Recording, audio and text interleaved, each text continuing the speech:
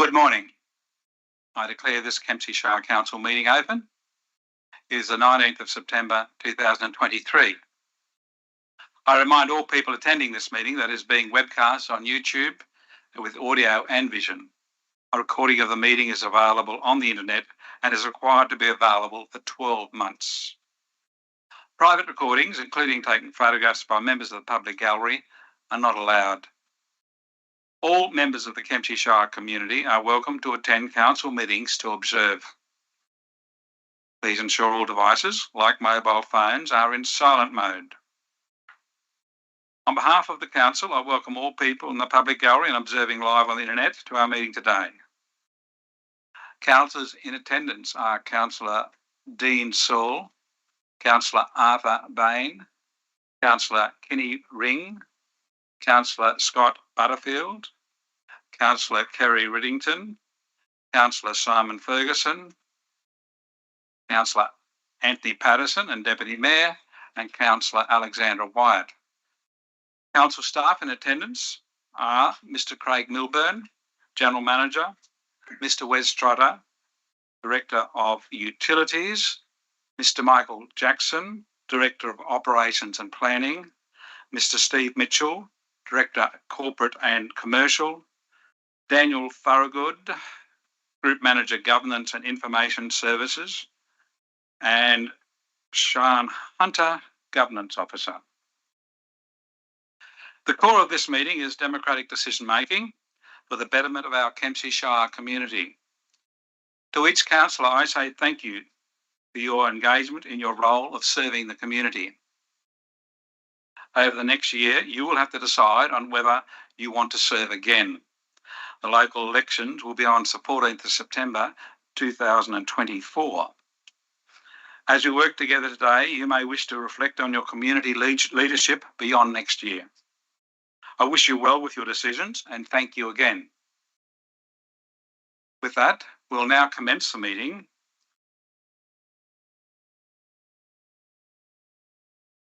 Councillor Butterfield, would you give us the opening prayer, please? Thank you, Mr Mayor. Dear Lord, help us in our deliberations today so that our decisions will be for the greater good for the whole of Kempsey Shire. Amen. Thank you. I'd ask Councillor Ring, please, if you could do acknowledgement of country, please. Thank you, Mr Mayor. Kempsey Shire Council acknowledges the land of the Dunghutti Nation. We pay respect to elders past and present. We acknowledge the role of emerging leaders to continue to guide us in the future. We acknowledge the stolen generations and the need to change practices to be inclusive. This land always was and always will be Dunghutti land. And acknowledgement of service, men, women and families. Councillor Riddington, please. Thank you, Mr Mayor. Council acknowledges the sacrifice made by all Australian servicemen and women and their families, in particular those who gave their lives in defence of freedom we enjoy today. Thank you, Councillor Riddington. I'll now be moving a condolence motion. This morning I'd like to pay tribute to Terry Kenneth Giddy, who died at the age of 73 on the 18th of August. A Kempsey local for his whole life, Terry Giddy was born on the 22nd of April 1950. Tragedy occurred for him when he was injured in a tree felling accident at the age of 15. I first met him when he came to West Kempsey Public School as a stepfather to a student of mine, Lloyd Newell. He and his wife Margaret were always supportive of learning. They lived at Alder Villa. I remember him as a man who took a positive view of life. Terry was an athlete and competed as a Paralympian. His international sports participation was for 36 years, retiring in 2006. His main achievements for me is not the many medals and awards, which are many, but his perseverance in living with his disability and achieving so much. For many able-bodied people, the use of a wheelchair would be a challenge. For Terry Giddy, he did not see it as a barrier to successfully taking part in sport. These sports included shot put, discus and basketball, all representing Australia. He won 6 Paralympic medals, 1 gold, 3 silver and 2 bronze. He was selected to carry the Australian flag at the Paralympics in Barcelona, Spain in 1992. Kempsey, his hometown, gave him deserved recognition with an Australian Day Citizenship Award and keys to Kempsey. In 2000, he carried the Olympic torch in the relay through Kempsey. For all who met him, he was an inspiration to achieve their best. When he came to West Kempsey Public School to show his gold medal for discus in 1984, he was treated like a rock star.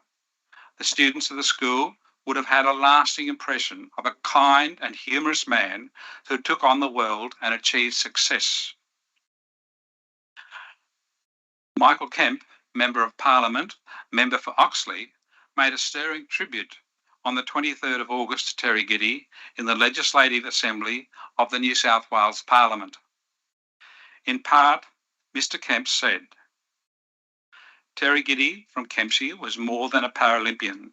He was a beacon of hope and an ambassador of determination and a true embodiment of this idea that our limitations are only as powerful as the spirit that drives us to overcome them.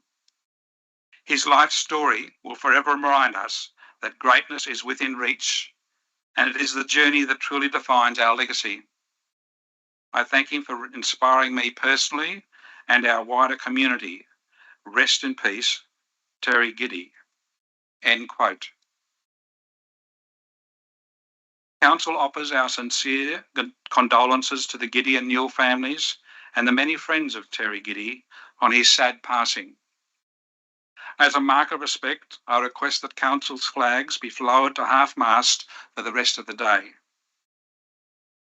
With a reminder to us of Terry Giddy's lifetime in a wheelchair, would you all stay seated for a minute's silence?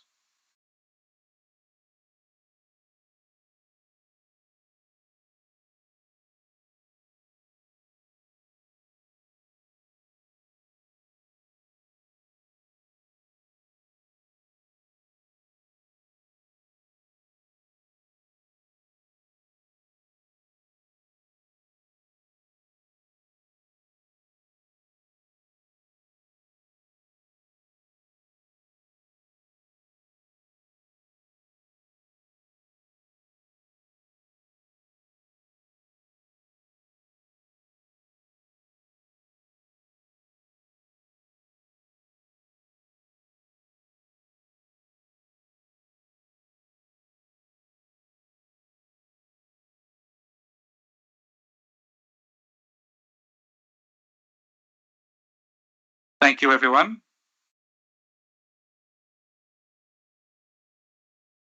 Item 4 on our agenda, apologies. Everyone's in attendance, so we don't have any apologies. We'll now move to item 5, which is the confirmation of minutes. The recommendation before us is that the minutes of the ordinary meeting of Kempsey Shire Council dated 15th of August 2023 be confirmed. Do I have a mover? Councillor Riddington. The seconder, Councillor Butterfield. Any debate, questions? There is none. I'll put the motion. Any dissent on the motion? They are carried and becomes a resolution. Item 6 is any disclosures of interest. Any councillors have a disclosure of interest for any items on the agenda?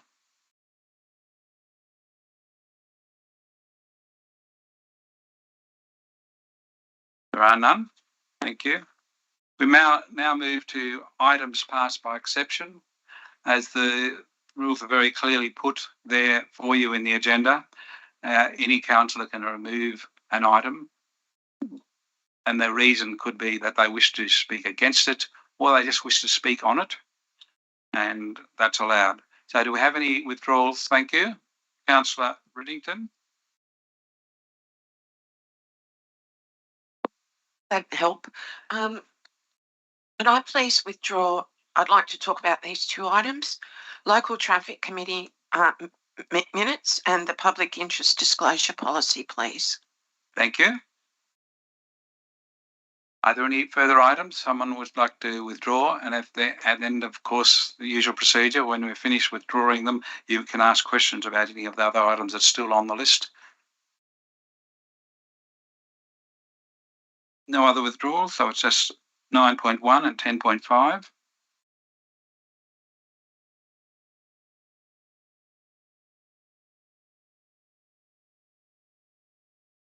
Are there any questions?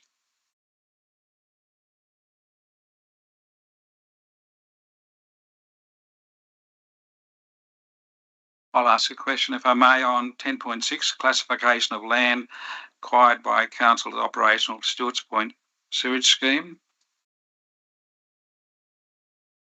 Don't know, how long will this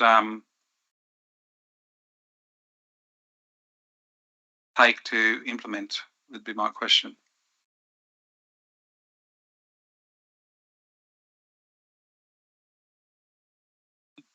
Councillor Director Trotter. Through you, Mr. Mayor. This has to go through the process of being gazetted. I'm pretty sure there's no exhibition period on this one, as it already has been through the, I guess, the acquisition process. Yeah, so it's basically just the formalities of getting it through. So the next step, I presume, Director Trotter, would be the putting out the tenders for the construction of the. Is that the next step? No, so basically, with different matter, the Stewart's Point sewage scheme is in the process of completing the EIS at the moment. And nothing can happen until that occurs. Correct, that's right. Yes, no works can be started on site until that EIS is complete and approved. Okay, thank you very much. Any further questions on any items in the group of motions to be considered passed by exception? If not, I'll ask for a mover that the remaining items be in a block group. Councillor Saul. We have a seconder. Councillor Ferguson. Is there any dissent? No dissent. I declare it carried.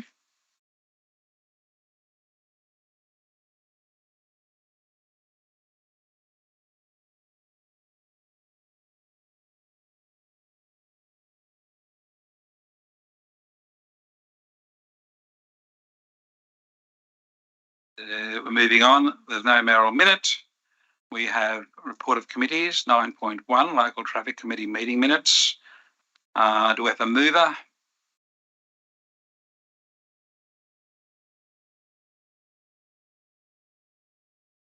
No, you're here though. You can move it here, not there. Do we have a seconder, please? Councillor Ring, thank you.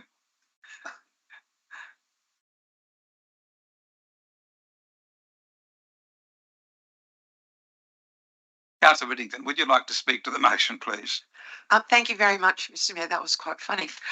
I would just like to put on the public record that the Traffic Committee is comprised of the representative of the police force, Traffic New South Wales, representative of our state local member, Michael Kemp, which is Councillor Patterson. I am the nominated council representative, and we take advice on all matters to do with traffic and decide on the way that the traffic should be managed. Now, on this particular agenda, even though I asked the Mayor very kindly to step in and take my place because I was overseas, I would just like to put on the public record that the accidents on Sherwood Road, and I'm really sorry that these have occurred, the Traffic Committee has been looking closely at this. Gowings Hill Road. The Traffic Committee's been looking really closely at this, and I know Councillor Patterson and myself have asked numerous times for the speed limit to be reduced from 100 to 80. Is it possible, if I could ask Councillor Patterson or yourself, seeing as though you were on that committee, to further talk about that particular hotspot in our area, please? Go with you, Councillor Patterson. I can talk about it, but you have been there longer. Thank you. Yeah. Thank you, Kerry. Just in relation to that, as a member of the Traffic Committee for over 10 years, we look at roads all around the Shire that really have a lot of development on them and a lot more road use, and whether there's speeding issues, etc. For instance, Hathead Road off South West Rocks Road was seen to be not appropriate for 100 kilometres past all the houses up until the national park starts. So we put it to the Service New South Wales about that, and they actually reduced that speed limit, which made it more appropriate for the, as well as South West Rocks Road, and as well as Summer Island Road, which was 100 kilometres an hour, even though two of your wheels had to be on the grass. So we move forward with things like that. So we've made note of the incidents that have happened on Gowings Hill Road over the years, and we've put it to Service New South Wales, and they're supporting us in the reduction of the speed limit, we believe, and so that will take a little time. Unfortunately, it's something that can't happen overnight, and I do believe it's a correct decision to move forward with that, because of the issue with the 100 kilometre speed limit going into the 80 kilometres being the issue rather than the 80 coming into the 100. So that is happening. We've had good proper advice from Service New South Wales that is a priority for them to do that, and my condolences from all of us in council to the families of the loved ones that have been lost in those tragic accidents. Thank you, Councillor Patterson. Thank you, Councillor Riddington. My eyes were open at that Traffic Committee, standing in for Councillor Riddington, on how carefully the Traffic Committee goes through any road death, and it's quite alarming that we've had so many in such a short time. It's the remark was made, it's the most happened in 6 months that we've ever had. So there is an issue, and it seems to be just on a couple of roads, but the Traffic Committee has to examine each situation, and we get reports back on why it may have occurred and what rectification needs to happen, and they make recommendations to follow through on that. So Kempsey Traffic Committee is doing an amazing job to keep the people who are driving and even the pedestrians safer in our Shire. It's a really worthwhile committee that's doing a great job. I thank them all. I thank Councillor Patterson and Councillor Riddington for all your work. Do we have any further debate or questions on the Traffic Committee? Councillor White, please. Yeah, I just wanted to ask a question, please. It was discussed yesterday, Councillor Ring brought it up about driver education in schools and that it may or may not be occurring. First question, does anyone know if it is occurring in the high schools, and can the Traffic Committee advocate for something along those lines? Because speed limits obviously are fantastic, but there will still be some people that think that they won't obey those. So I'm just wondering whether, if we've got a certain number of accidents occurring with fatalities, is whether there's an advocacy role that we can get some driver education training into our high schools. Councillor Riddington, do you have an answer? Yep. Thank you, Councillor White, very much for that suggestion. I will liaise with Councillor Patterson and all the committee through Mr. Cliff Toms, who is the coordinator of that committee, and I will get a response back for everyone on council. Thank you. May I follow up? I mean, follow up, yes. Yep. been a long time since I was at high school, but I have kids at high school, and I do remember from time to time they get people that have life experience of certain things to come in and talk to schools. I think, just watching a video and a PowerPoint of, this is how what happens, I'm sort of thinking that, people with lived experience are often good there. So maybe you can add that for your consideration as well, please. Can I Councillor just Middleton? thank you very much, Councillor White. I do know that after a dreadful fatality on Plumbers Lane, the family of the person who was deceased in that accident worked really hard on advanced driver training, and I don't know if that still exists, but I will find out for you. Thank you. Councillor Patterson, do you want to say something further? Yeah, been a long-term member of the Kempsey Sporting Car Club and competing in motor vehicle and motorcycle events as well over, pretty well my whole life.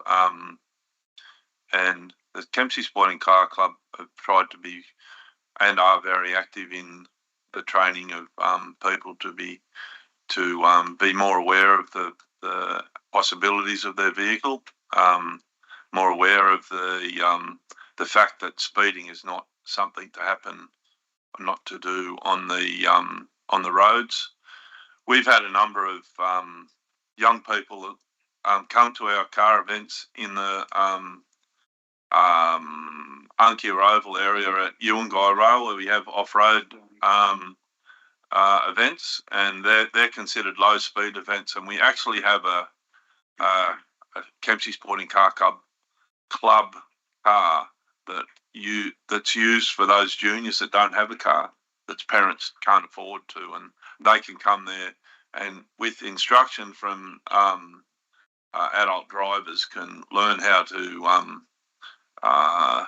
to handle their vehicle. And it's quite interesting putting young people in a car and throwing it sideways, and they have no idea what to do, and after a while they work out, well, it's not the thing that we need to be doing on the roads. And the Sporting Car Club would definitely be up for working with the Traffic Committee and the Kempsey Shire Council. And this is also another activity that we've spoken about in the possibilities in the area of the adventure park at the airport because of its great low flat area. So, yeah. Thank you, Councillor Patterson. Yes. If you could wait a moment, Councillor Saul. Mr. General Manager has a comment. Through you, Mr. Mayor, just a couple of comments to add to this in relation to the reduction. That you'll note in the minutes that the Transport for New South Wales has approved that reduction from 100 to 80 along Young Hills Road. I've been advised that the formal instrument to proceed is waiting with the relevant Transport for New South Wales manager for approval. That's expected in the next couple of weeks, so that's going to happen. The other thing is that Council is currently, we've got a road safety plan in draft that will be coming to Council this year. We've got a road safety officer as well who is and does work with the schools and that. So there is a range of things you'll start seeing as it comes up with that road safety strategy as well. Thank you. Councillor Saul, followed by Councillor Ring. Thank you. Thank you, Mr. Mayor. Mr. Mayor, just to add to our fellow councillors' points, I've been speaking with Byron Fegan from South West Rocks, and he's very passionate about, in the past, when he was involved with driver training at the airport. I believe they networked and got cars supplied. The students from the high schools attended. And for that brief period of driver training, he says to me, he believes the fatalities dropped significantly. So it was a major bonus for the Valley having that happen. And if we were to do it again, I think we'd be very impressed that our youngsters have a better sense of road work driving. Thank you. Councillor Ring, please. And then followed by Councillor Butterfield. Just the comment on around Councillor White asking the funding used to, or I think Rotary used to organise all the driver training in schools, but it hasn't happened. But schools would be very interested in engaging in that again. Thank you. Councillor Butterfield. Thank you.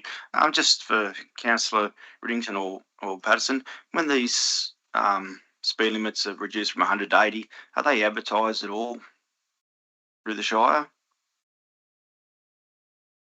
Councillor Patterson, you have an answer? Do you know? For instance, speed limits like the 40-kilometre zone in Kempsey was taken up around the corner further. There was a trailer sign there, you know, the big electronic trailer signs advertising that fact. And generally there is advertisement for that to happen. Yeah, if there's further comment from the general manager, and of course we've got a new pedestrian crossing on River Street, and there's still a sign there saying change conditions ahead. So it's not just the sign; it's also other signs to put up to get people used to the change in conditions.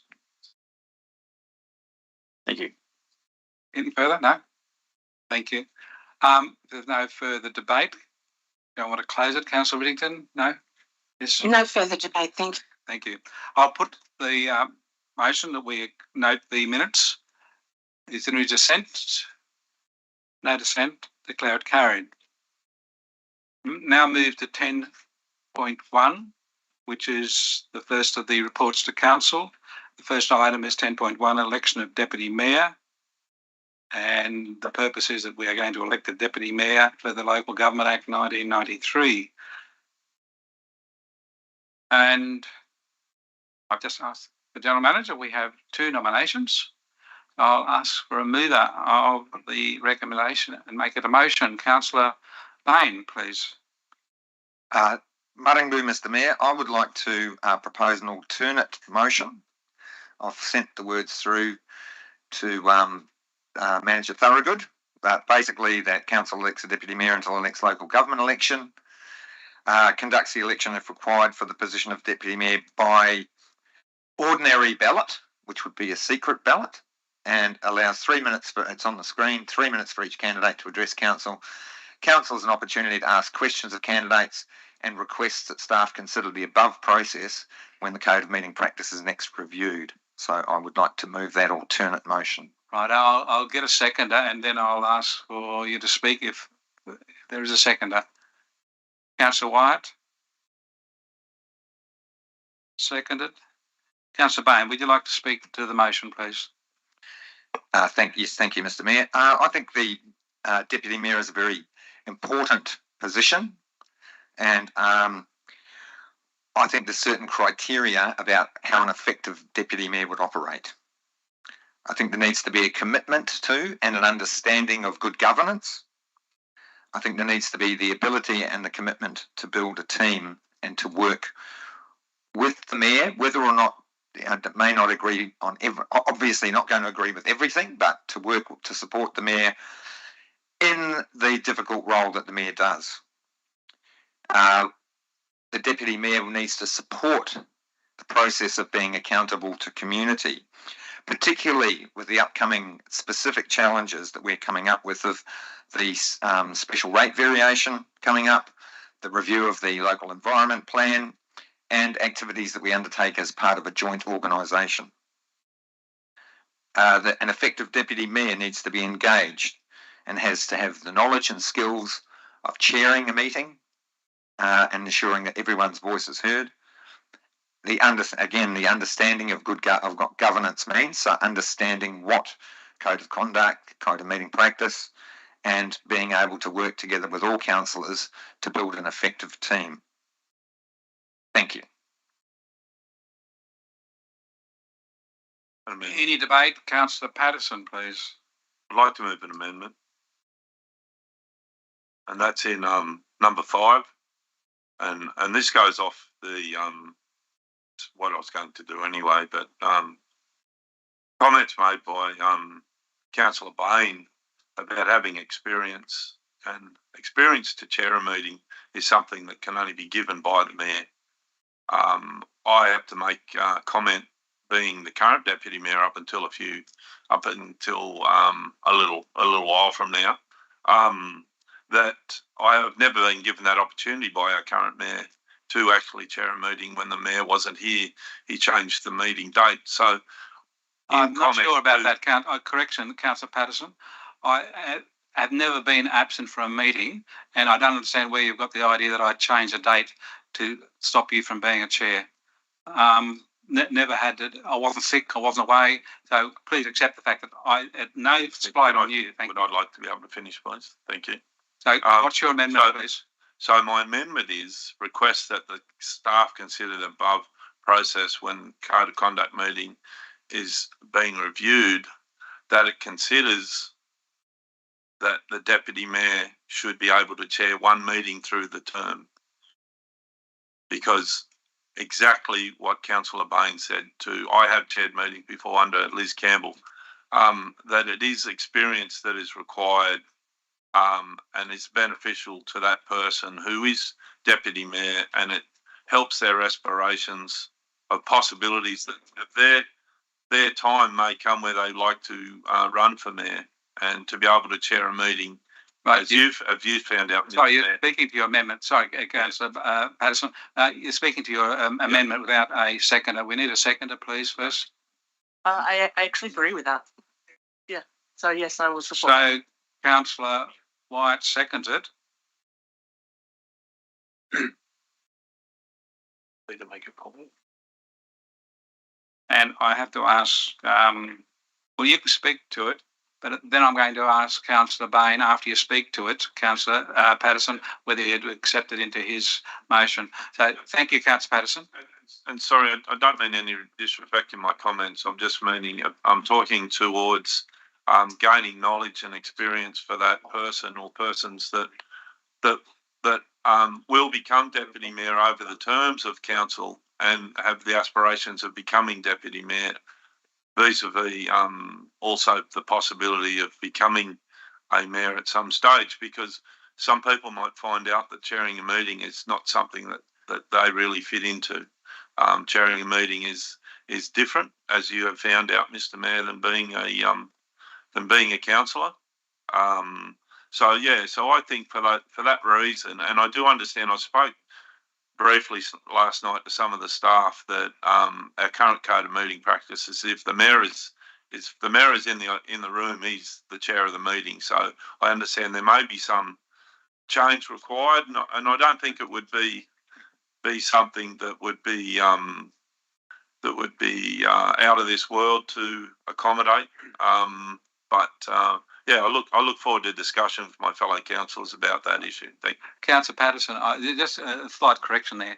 If I haven't felt the need to it, if there was a motion before me that I felt that I needed to move, I would vacate the chair and ask the deputy mayor to take over. I haven't felt that. I don't think that's correct, Mrs. Manager. I could vacate the chair and let the deputy take over. Yeah, through Mr. Mayor. Yeah. Yes, you can at any stage, particularly if there's perceived conflicts of interest and those sorts of things, obviously. The other thing, I'll just quote section 6.1 of the Code of Meeting Practice, which relates to chairpersons at meetings. The mayor, or at the request of, or in the absence of the mayor, the deputy mayor, if there is one, presides at meetings of the council. So there is the option to actually have the mayor in the room and the deputy mayor be the chair. So the way that's actually worded is at the request of or in the absence. So thank you very much. So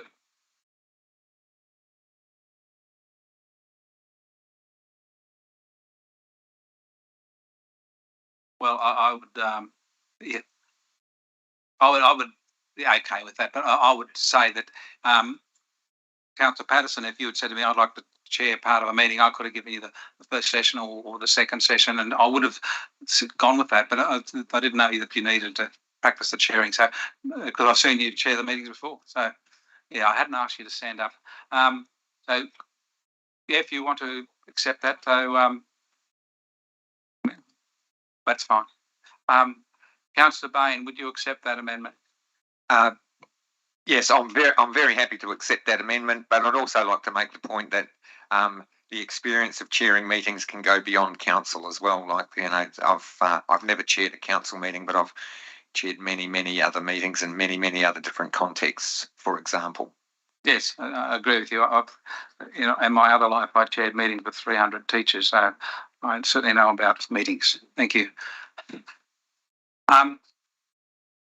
Councillor Wyatt, Councillor Saul, to talk about the amended motion that's now before us. It's been accepted. Yeah, thank you. The original motion. Yeah. So It's going to be good to go. transferred in a moment to Councillor Bain and White as the mover and seconder. Councillor White, can I go? you can Yeah. speak Yeah. now, please. Yeah. I would thank both Councillor Bain and Councillor Patterson for putting that up, because I was really seriously contemplating what is the point of a deputy mayor, and following Port Macquarie Hastings situation, I'd say let's not have a deputy mayor, because I wonder what.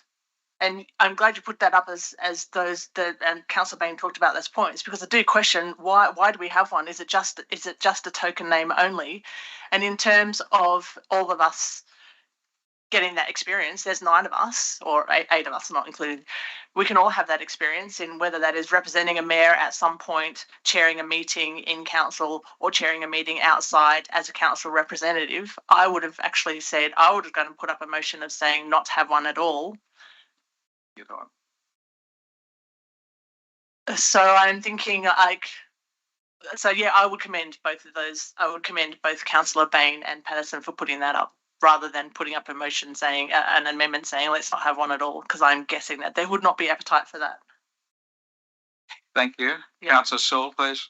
Thank you, Mr. Mayor. Mr. Mayor, just to, I suppose, for public information, public knowledge, it's often been said in the past that the Deputy Mayor is the Council's Deputy Mayor. In some parts in previous administrations, it's been seen as the Mayor's offsider. So there's a distinction that the Council will elect a Deputy Mayor and not just a proxy for the Mayor. So as long as that's understood by the community as well, that's very important. Thank you. Any further debate? Councillor Ferguson, please. Yeah, just a quick comment. Like, one of my thoughts was with line 6 was to whether it's a full meeting. We seem to make the most of meetings at under 4 o'clock, or it could be part thereof. Yeah. You know, it doesn't have to be the full meeting. Another question on point 2. From yesterday's discussion, isn't ordinary ballot one that can occur multiple, like we might have to go multiple times as opposed to preferentials done in one? I can answer that question, Councillor Ferguson. If there's only 2 nominations, and there are, that's still done in one. You only have the one pass of the vote anyway. So, but if you had more than 2, you'd look at preferential, which cuts back on the time of the voting procedure. Would that be correct? Yeah. Yes. Yeah. So, any further debate on the motion before us? If not, I'll put the motion. Oh, sorry, yes. I apologise, Councillor Bain. Would you like to close the debate? Thank you. I'd just like to thank Councillor Saul for pointing out that as the Mayor is directly elected by the community and the Deputy Mayor is elected by Council, absolutely, I think that underlines the couple of points that I made, that as the Council's Deputy Mayor, that the Deputy be engaged with other councillors, sharing their experience, helping to build the team, and working together so that we are all from different points of view. We're all elected by different people in different parts of the community, but the community expectation is that we work together effectively as a team to make good decisions for our whole community. So I thank Councillor Patterson, I thank Councillor Saul for their input, and I commend this motion to my colleagues. Maringbu. Thank you, Councillor Bain. I'll now put the motion. Is there any dissent? There's no dissent. I declare it carried. We have 2 candidates, and we're going to follow the procedure of now having 3 minutes. Don't you hand over to me as the returning officer? If you've got to call for more nominations yet. It's got to call for more nominations. Oh, you still could? Yeah, absolutely. Yeah. I'm just sorry, keep you waiting, councillors and people in the public gallery. We've got just clarifying with the General Manager to follow this procedure now that we have a process that I will ask the General Manager to be the returning officer and follow the process that has been there. I just would assume that during the questioning, I'll be running that part of it and calling people to ask questions for that. You can do that? Well, I can throw it back. Okay, right. Thank you, Mr. General Manager. Yeah. Okay, thank you, councillors. at this stage, there is still opportunity for more nominations than what we ever received. So I'll just notify that we have received a nomination from Councillor Kinney Ring and a nomination from Councillor Kerry Riddington. And I'll just call, are there any other nominations for the role of Deputy Mayor? I see none. So given the procedure that you've now adopted, there's the opportunity for the councillors who are nominated to have 3 minutes each. I'm just wondering, Mr Mayor, whether you might want to give those two councillors a couple of minutes to actually get prepared for that, unless they are already prepared for it. They're ready. Councillor Ring, Okay. you want I'll let you. Thank you. I'll let you conduct that part of it. Right. So I'll be conducting the bit where we listen to the presentations by the two candidates, and then we'll have any questions you may have. Councillor Wyatt, if you have any questions, you can ask them after each person has finished. I think it would be better to do it that way than to have 3 minutes and then question and 3 minutes and question. I think we just have the 3 minutes from each, and then we can ask questions of both. I think that'll be the best order. Councillor Ring, did you want some time to prepare, or you're prepared? Thank you very much. Councillor Ring, would you like to present your reason for your candidature, please? Thank you, Mr Mayor. Young people in the region's biggest challenge is not apathy, but disempowerment. In places like Kempsey, opportunity and resources are scarce. It is hard to be a young person and feel like you have a future here, but it doesn't have to be this way. When I ran for council, I noticed a shift in the thinking of young people. Not only were they eager to cast their vote, they were eager to share their thoughts and their ideas. And this sparks my motivation, because young people are ambitious, they're smart, they're hardworking, they're resilient, and they want a bright future. And we need more young people engaged in politics, to feel empowered to be putting their hand up for council, for deputy mayor, and maybe even mayor.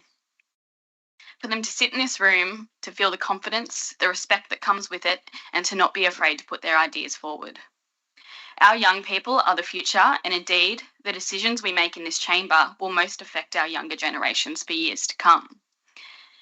Since I was little, or maybe a little bit littler, politics has been my one true ambition, a place where I can make a positive change for the community, where I can represent my community, and where I can be a role model for my peers. Where through my success, or even my failure, I can make space for more young people to have a go. So I urge my colleagues today to consider me for Deputy Mayor, to give a young person a go and support me in my political journey. Thank you.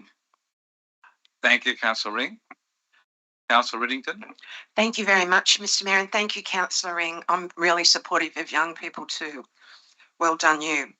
Okay, as Deputy Mayor, I feel that I can bring years of experience, both in the private and public sector. I've chaired multiple meetings with large crowds, probably as you have, Mr Mayor.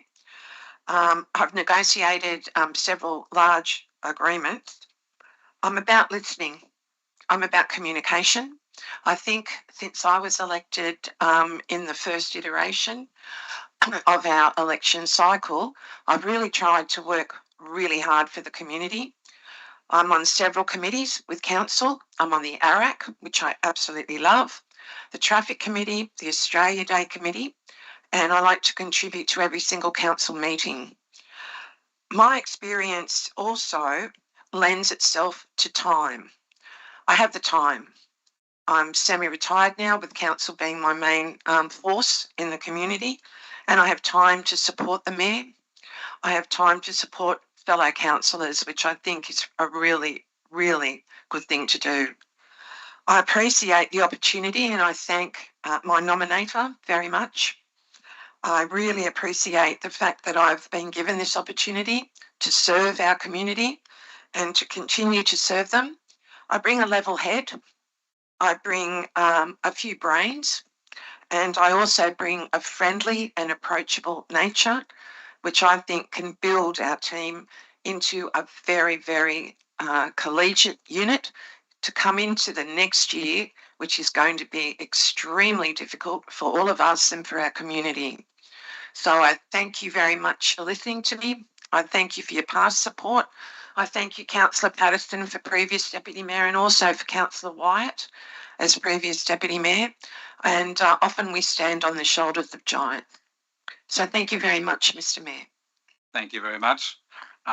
This is new territory for me, and I can take instructions from councillors or the General Manager on this. We have question time, which is a new thing. If you are asking a question, I would suggest that the question be the one question and both candidates could ask it or be asked of it. And they be asked of it and they answer that same question. Otherwise, we could all just all ask one question of one of the candidates and the other candidate doesn't get a go. So I think we need to have a question that would go to both. So, Councillor Patterson, would you like to open with a question, please? Thank you. And before I ask my first question, I'd like to show my support and my gratitude for both nominees. And either which way it is, you're both incredible people. I'd like this first question to be directed to both of you, and really along the lines of what Councillor Ring spoke about youth and about people stepping up, about young people looking to be a councillor, be a representative in a community, to represent their beliefs. What is it that both you guys think that you can do to achieve that, to get young people to step up? Thank you, Councillor Patterson. Councillor Ring?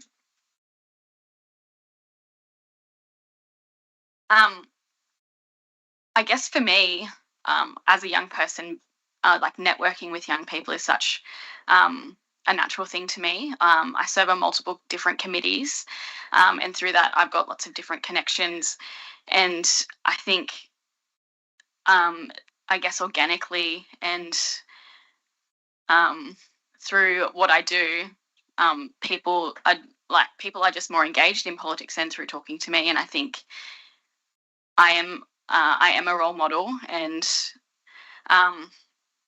yeah, like even up in Willawarrin, like my committee up there is young people, like a young woman is president, and I think my encouragement in within community, that will build up into something that I think will lead into council and more encouragement for that.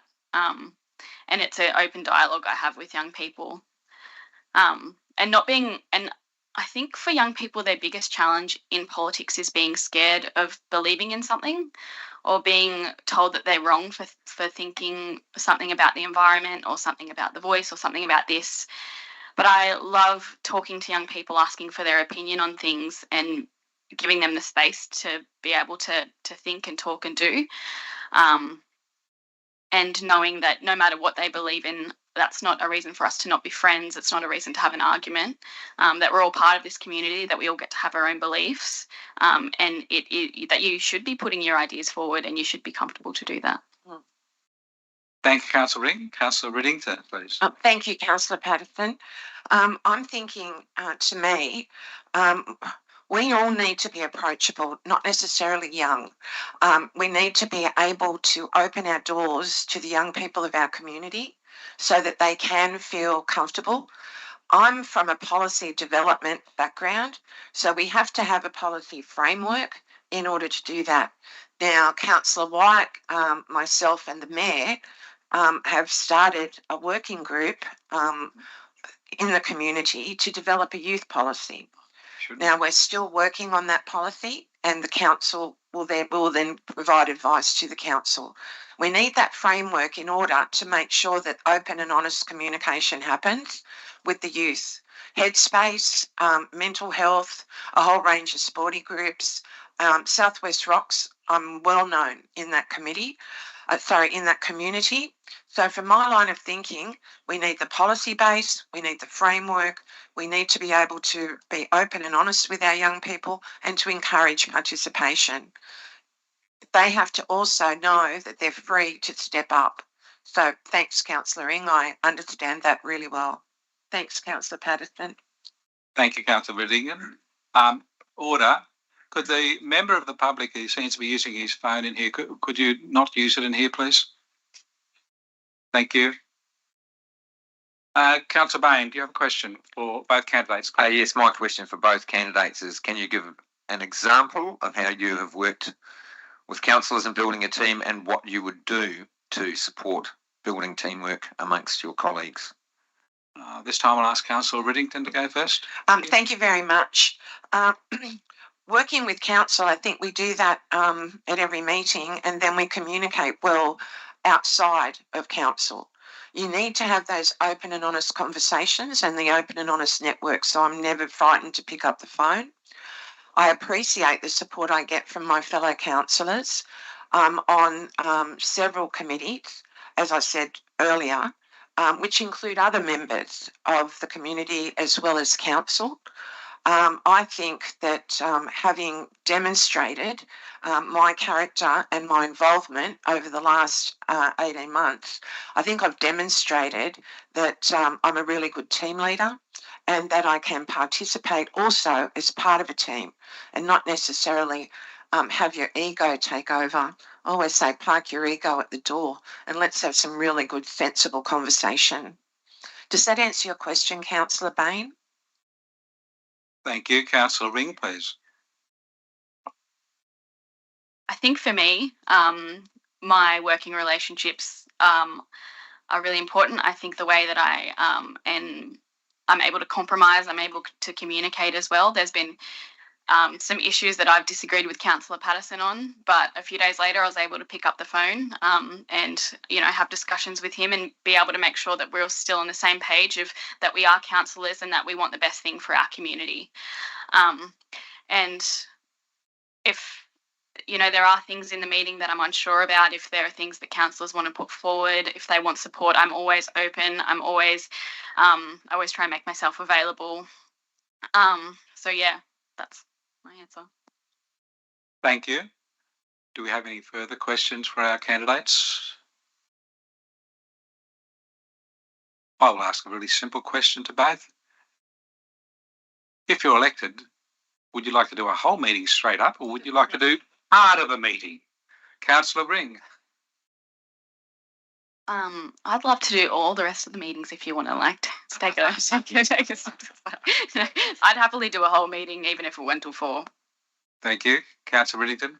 Same here, Mr. Mayor. I think you know that I could handle that really well. Thank you. There are no further questions. I'm about to hand back to the General Manager as a returning officer, but closing this part of the election, I'd like to thank Councillor Patterson for his service for a year as the Deputy Mayor. It's not easy to put your hand up and take on the role, so I thank him very much. And I wish you all, fellow councillors, a happy time in making a decision on either of the two candidates. I thank both candidates, Kerry Riddington and Kenny Ring, for putting your hand up. It's a brave thing to do at times, put your hand up to come forward to be a leader. So thank you very much to both of you. Whoever gets elected, thank you for this experience of democracy at work. Mr. General Manager. Thank you, Mr. Mayor. I'll just have Mr. Thorogood read the instructions so if councillors can carefully listen to this. It's very simple, but yeah, Mr. Thorogood explained the instructions for actually voting on the ballot paper. Thank you. Thank you. I'd really hate to have a technically informal vote. So when you get your ballot paper, please place a 1 or an X beside the candidate of your choice in the box. Please don't put any other marks anywhere else on the ballot paper.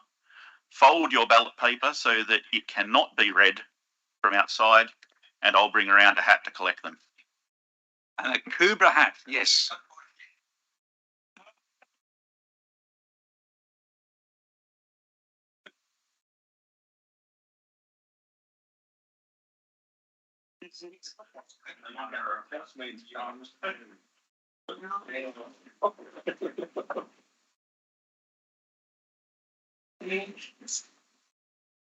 Thank you.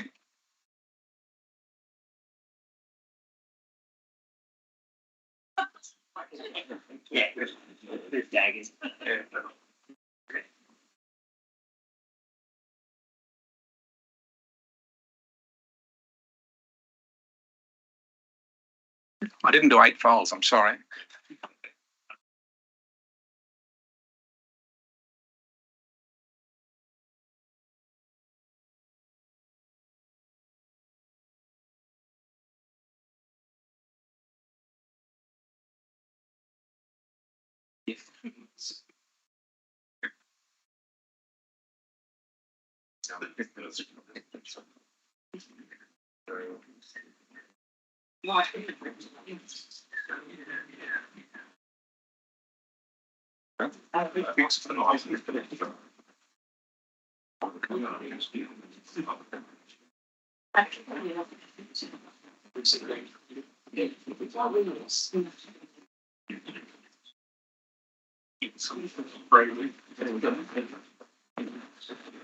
Through Mr. Mayor, Mr. Thorogood and I have counted the votes.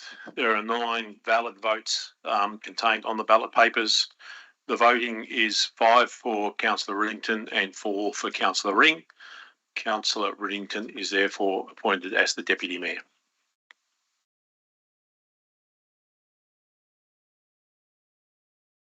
Councillor Riddington, congratulations. Did you wish to say anything? I do.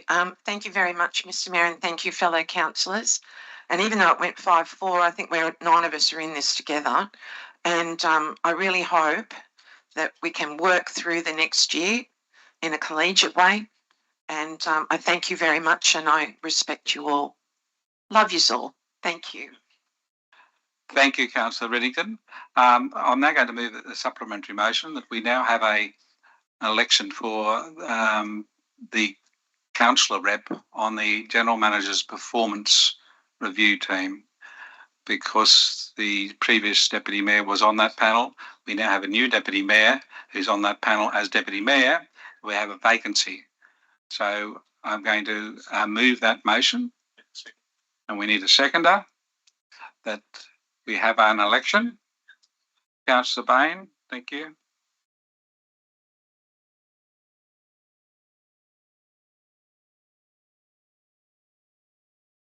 Is there any debate? Just before you do, Mr. Mayor, because it's related to my performance review, no, yeah, you probably just select him a bit. I'll leave the room. Of course you will. Thank you. There's a slight conflict of interest there. Thank you. So that's the motion. We have an election. If this is passed, I'll then call for nominations, and that means we'll then have a vote. If there's only one, there's no voting. If there is more than one, we would have to have a ballot. Is there any dissent on having this extra election? There is none. I declare it carried. As I'm not involved, I would be involved in voting, so I'll need. Yes. So I'm going to ask Mr. Mitchell to be the returning officer and ask for candidates and so forth, if you don't mind. Yes. And yes, I get the vote as well. No nominations yet. So thank you, Mr. Mayor. Just call for nominations from the floor. Councillor Ferguson. Can I just ask a question quickly before we go on to that? Yeah. I'm the General Manager's delegate on that committee. Does that position get opened up and he asks someone else, or do I remain on it? No, you remain on that. Well, it's at the General Manager's discretion. So the General Manager has discretion to change his representative at any time. Okay. So at any time, yes. So if Councillor Ferguson put his hand up here and was elected as a councillor representative, then the General Manager would necessarily need to choose a new one. Yep. If he did not, then he would remain until the General Manager chose a new councillor representative for him. Thank you. Like self-nominate, please. Yep. So any nominations, self-nominations are accepted. Councillor Patterson. Yeah, I'd like to nominate myself just in relation to that being on the General Manager's committee over the last term. I feel it's very engaged, and I would like to continue on that the engagement and the process that we've installed. And I also want to commend the council about having this General Managers Review Committee. I think it's very it's very proper, I would say, for that for us to be doing that for our general manager and for our community. Excuse me. You having a question? Oh, sorry. You want Yeah. You got another nomination, Yeah. Councillor Whittington? I want to say something and then I want to nominate someone. I want to acknowledge that this is a really, really excellent committee to be on. It gives you a really broad understanding of the whole council, and I think it's really good that people get the opportunity to serve on it, and in that way I'm going to nominate Councillor Bain. Councillor Bain, do you accept that nomination? Yeah, I will accept that nomination. Thank you. Thank you. Are there any other nominations of self or for others? Okay, so that means we have two nominations, so Councillor Patterson and Councillor Bain. Given in the past practices, this has been done by open voting, and we didn't resolve anything different to that. So we'll just we'll do the voting by show of hands, and so we'll do that in accordance with the order in which those nominations were accepted. So so first I will call for all those voting for Councillor Patterson to please raise your hand so it's very visible. So 4 votes. Patterson's already voted. Yep. And all those who will be supporting Councillor Bain, please raise your hand. 2, 3, 4, so 5. Yep. So thank you. So Councillor Bain has been elected to that committee with 5 votes, and compared to Councillor Patterson with 4 votes. So Thank you very much, Mr. Mitchell, and we can ask the General Manager to return. He wants to. While we're waiting that, we can go to 10.2 and be looking at that. It's the Crescent Head Holiday Park relocation of maintenance shed and public access.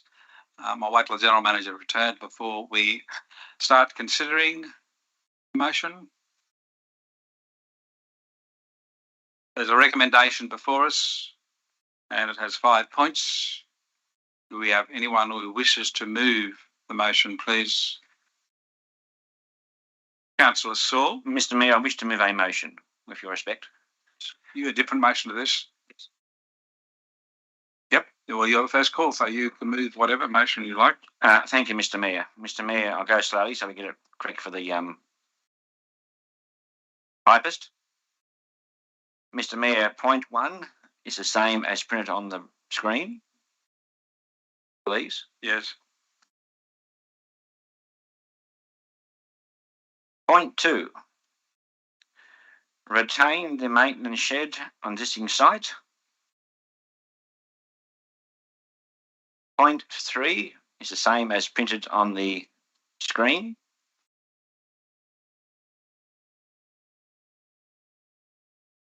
And point 4, or point 5 becomes point 4 of my motion, Mr. Mayor.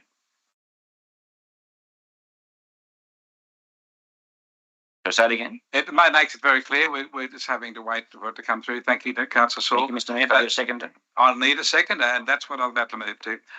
Councillor Patterson, you're seconding that?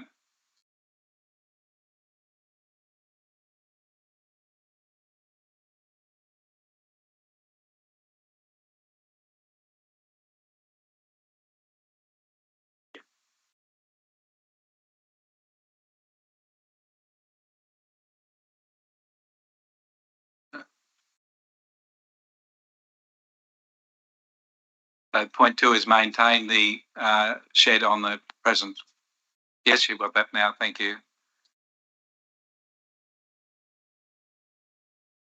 Right, that's all very clear. Councillor Saul, would you like to speak to your motion, please? Yes, very briefly, Mr. Mayor. We've had discussions and debates. Some of the community are very keen to see it relocated. Others are not so fussed. Mr. Mayor, it boils down to cost. It's a cost of removing, cost to the community, and of course disruption to the caravan park. If it remains in the present site, it's supposedly better for the maintenance of the parks. And I believe over time with landscaping, it can be adjusted so it's not so significant on site. So, Mr. Mayor, just briefly, if we can retain as we are now and colour it, landscape it, so it's not considered by the community as such an issue. Thank you, Mr. Mayor. Thank you, Mr. Councillor Saul. Is there any further debate? Councillor Wyatt, please. Can I just request that we go into the committee of the whole to discuss this? No, you move it. Can I move that we go to the committee of the whole to discuss this? Certainly you may. Please. And we will only be discussing this, of course, but yes. Oh, are we? Oh, only this.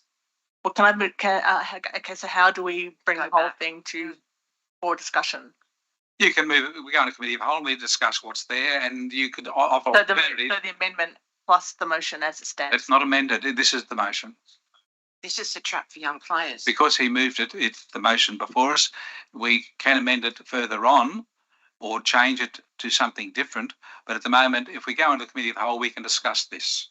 Do we not have to? So do we not have to? Yeah, second this motion? It has been seconded by Councillor Patterson. Oh right, okay.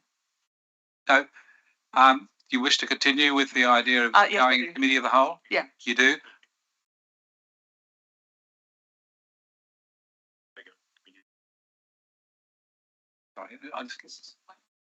Yeah, when she goes to the committee, please take it out on the rules of what it is. Oh, of course, yeah. Just to be clear, I'm not Councillor Wyatt.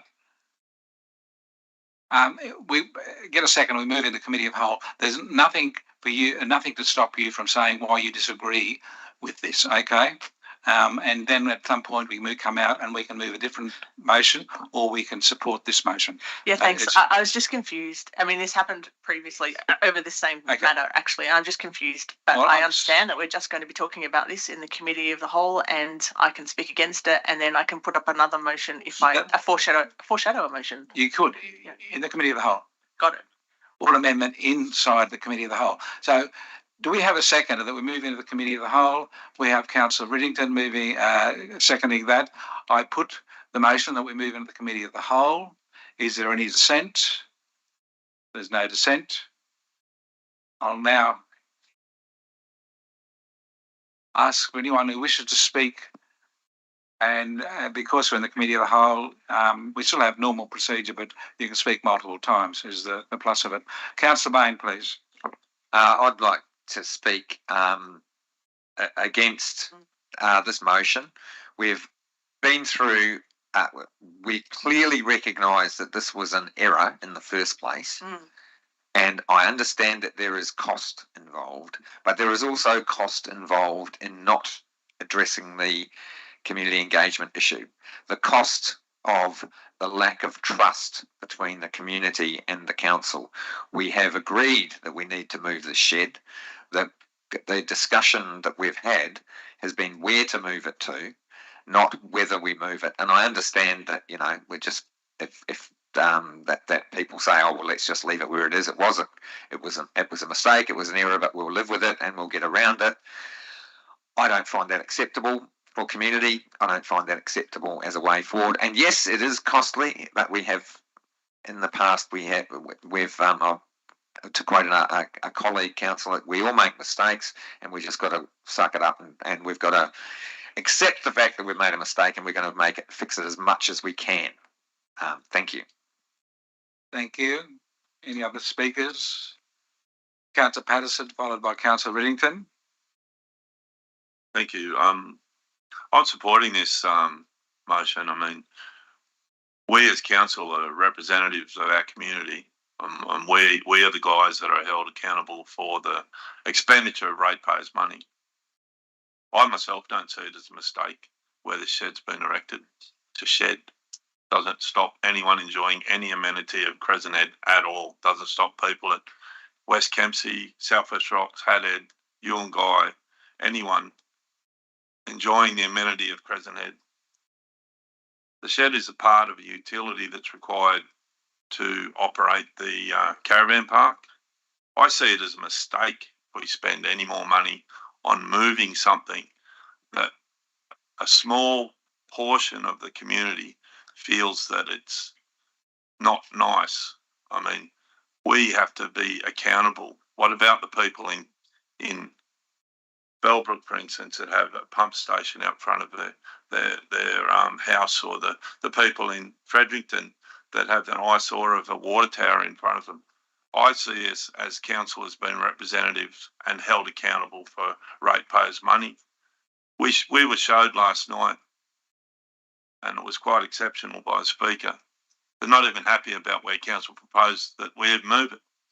So when it gets moved, if you were going to move it, not happy, we as council have to accept the fact that that part of the community, that small part of the community, is not going to like whatever we do.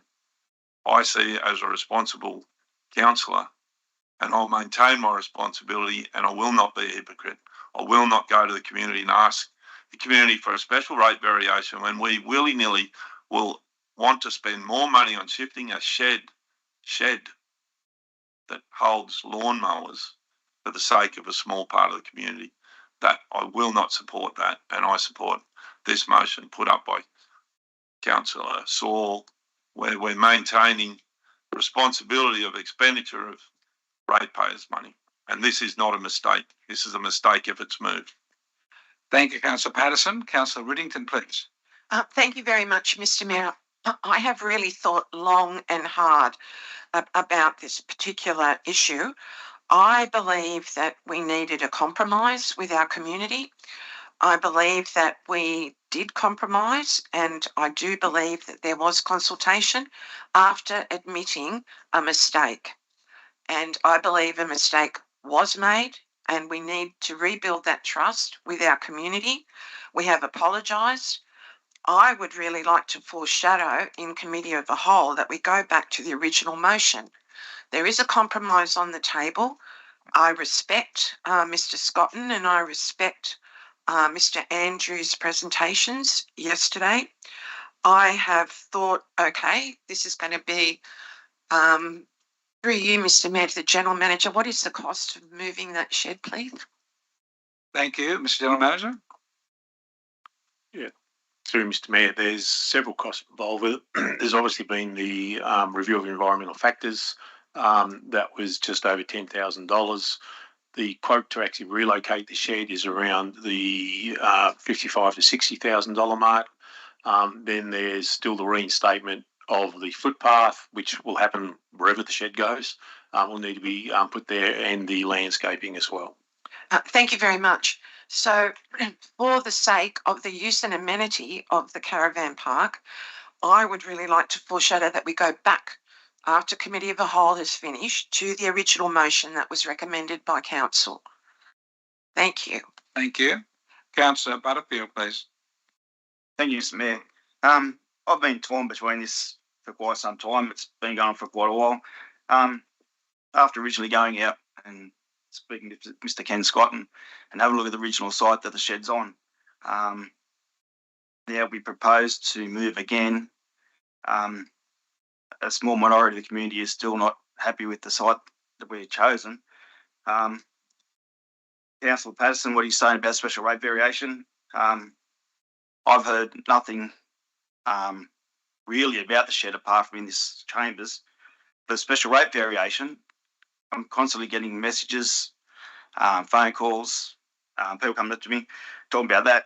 So with everything we've done so far, still no closer to a resolution. I'm really happy to keep it where it is, but also if we were to move it to one of those locations, one of those two locations, are we going to lose the awning off the front of the shed? And if so, what was the original purpose of that awning? Another question there. Mr. Mitchell, thank you.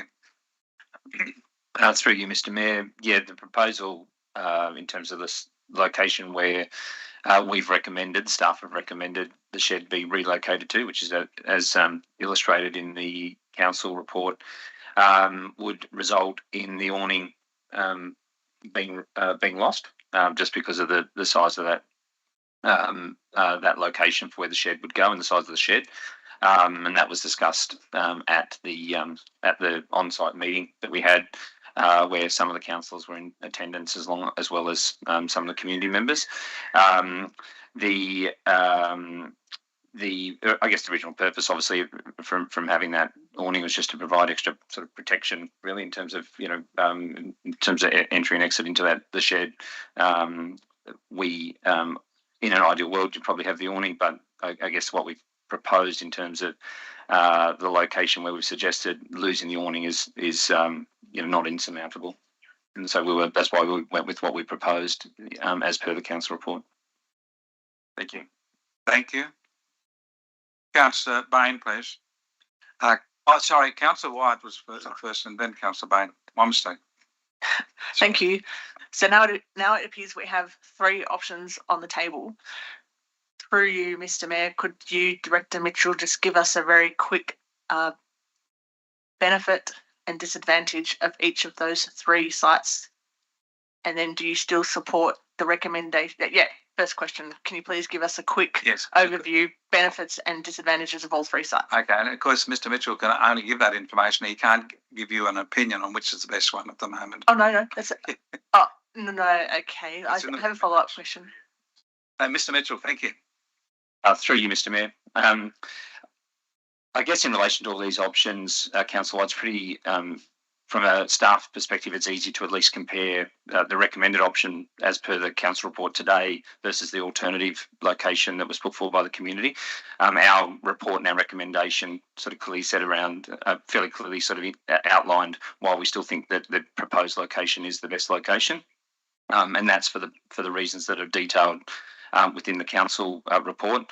And so, our position is that is the best location to put the shed.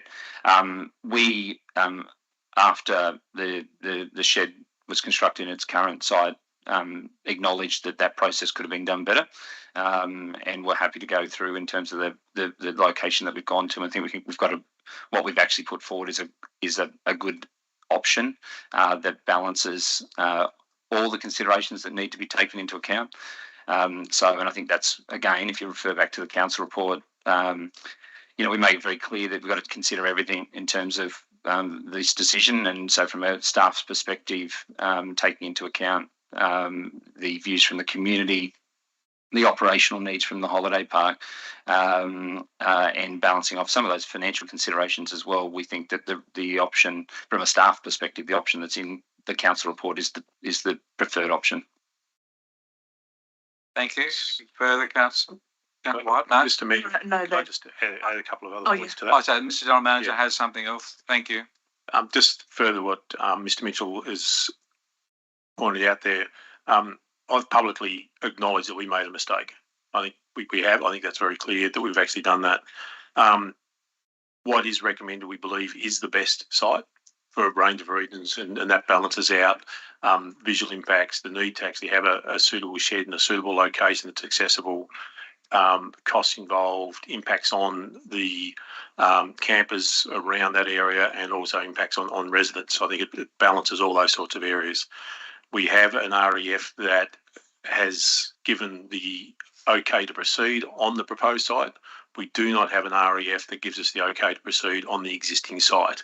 So we can't say for sure that should council vote in line with what's the motion at the moment, we can't say for sure we'll be able to do that because we don't have an REF that actually says we can actually do that.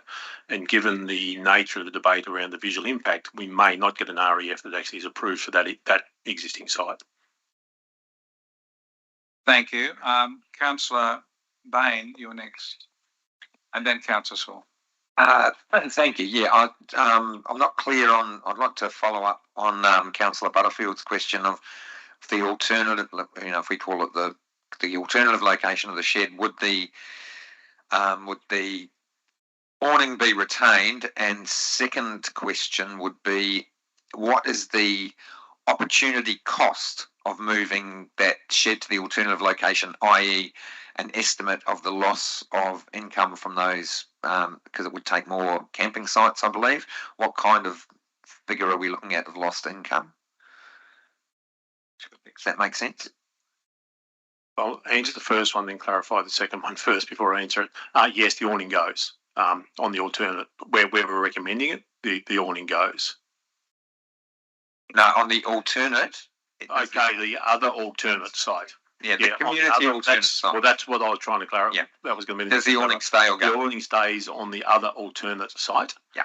And the second question was the potential loss of income. So I believe if it goes to the council recommended site, it will take up 2 camping sites. Is that correct?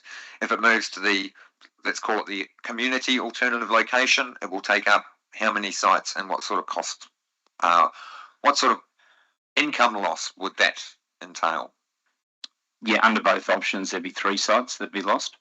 And so, as a result, the financial impact of either of those options would be similar. Yeah. The issue with the site that the community proposed is you end up with campers on both sides of that and the impact on those campers. So the proposed site that the staff put forward, you only impact on one side, not both sides. And you keep the maintenance shed close to where you've got the existing slab that can be used for other maintenance purposes instead of separating them out.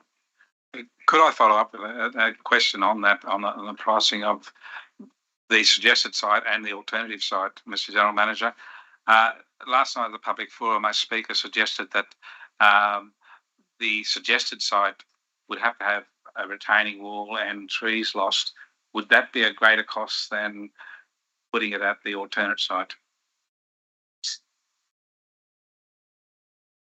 I believe there wouldn't be a lot of difference in the 2 costs because you've also got the additional costs involved with the additional movement of the shed up to that other site. There is still going to need to be landscaping and some work done on that other site as well. So yeah, there would still be fairly similar costs, I think. Similar costs, okay.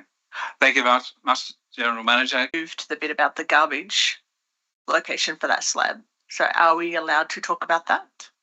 Yeah, you can say can actually come up with issues with the motion before you.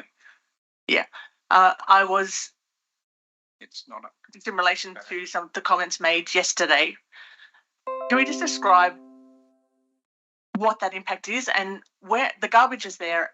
Similar location at the moment. I mean, I do agree that having garbage in the middle of that pathway is not a very good look. And I do acknowledge that it does need to go somewhere. And I think in the report I read something like it's there until some other alternatives can be decided. Like, can we just have a discussion around what can we do to minimise the visual and the aesthetic and the smell of the garbage, and also people using it from the community. Like, I've had people putting mattresses and stuff in there. And also, in the future, is there any other location where it can go? The question is about where to locate the garbage. Yeah. Or the waste. Yeah, I mean, what can we do to minimise the aesthetics and the smell of the garbage, and also illegal use, and also I thought I read somewhere that we could look at an alternative later down the road. Mr. General Manager. Mr. Mayor, I'll make some comments and Mr. Mitchell may add some comments to it. I'd refer councillors to page 19 of the council business paper and the diagram on page 19. So that's, you'll see there the existing slab is clearly indicated there, and also a new truck access is actually provided for that to come up to the side of it. To the reserve roadside, there is a retaining wall and landscaping to be provided along that and also partly down the western side. So the visual impacts will be quite well addressed through that, having that slab down, proper retaining wall and landscaping on top of that to actually give that height and the protection around that whole area. In terms of the smell of garbage or wherever it's placed, it will have potentially impact on campers. We have the garbage removed very regularly and that ramps up obviously in the holiday seasons and things like that. Where it's being proposed at the moment is probably going to have the least impact in many ways because it's away from more campers than putting it in the middle of other campers in other areas. So it does potentially have that minimal impact. The illegal dumping site, that's wherever you've got commercial bins, you'll find there'll be illegal dumping. It's just one of the challenges of having commercial bins that people see big bins, and we can put a bit more of our own rubbish in there. So, and again, it won't matter where it goes in the park, that's still going to be an issue. Know whether Mr. Mitchell's got anything else to add. Mr. Mitchell? Yeah, through you, Mr. Mayor. I'd just probably add, obviously, that we would look to, from a screening perspective, or to make that as visually appealing as possible. What I would say is that removal of waste from the holiday parks is responsibility of the park manager. And we know through working with them that they've already been having conversations with their waste provider to make sure that if this was the option and that slab was then used for bins, that they take into account all those considerations in terms of the operational removal of the waste, that safety issues are addressed. So they've been talking to them in terms of how that would be accessed on the slab, how the trucks would enter the park, effectively come in that way, reverse around, and then be able to leave the holiday park as safely as possible. And they'll obviously be continuing to talk about, well, what are the future options around for waste in the best place within the park. The challenge you've got is that the park, it's got this boundaries around the park, and waste and having garbage bins has to be somewhere. And you can't stick them down the back corner easily and have the trucks driving through the whole park easily either, because then you've got safety issues around that. So, that's the conversations that our staff are having with ATPM, and ATPM are having with their waste providers, to make sure that whatever we come up with is best from an operational and the safety perspective, not just for residents, but anyone actually within the park as well, so that what's proposed is the optimal outcome. Thank you. I would tend to agree. I mean, you look at the parks down on Plummer Road, and they have their garbage out front. Because I think it is, I would agree, where else would you put it? You could only really put it up front. Thank you for that answer. Thank you. Councillor Riddington, followed by Councillor Butterfield. Excuse me, Mr. Mayor. Councillor Ferguson's had his light on for ages. I haven't seen the light. Sorry. Okay, thank you. Thank Councillor you. Ferguson. Thank you, Mr. Mitchell. I really appreciate that, because would you also, through you, Mr. Mayor, to Mr. Mitchell, would you also please just kind of expand a little bit on that waste management plan? I think that's what they're working on with the lessee and the waste services provider. And also, can you have a little bit of a outline of the slab for the garbages? Because I think that was a question Mr. Scotton asked about how you would move those waste bins, and also have you got easy access to that existing slab? Yep. Mr. Mitchell. Through you, Mr. Mayor.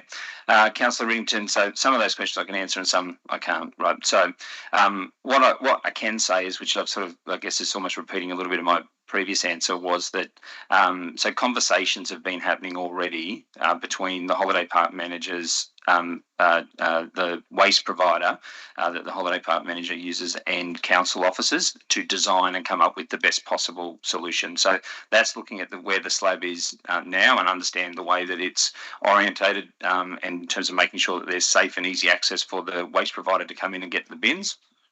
And as I said before, how they then will exit after they've got those collected the waste to leave the holiday park in a safe manner. So those sorts of any accommodations that need to be made in terms of the access to that slab are being worked through between those three parties, so council staff, the park managers, and the waste provider.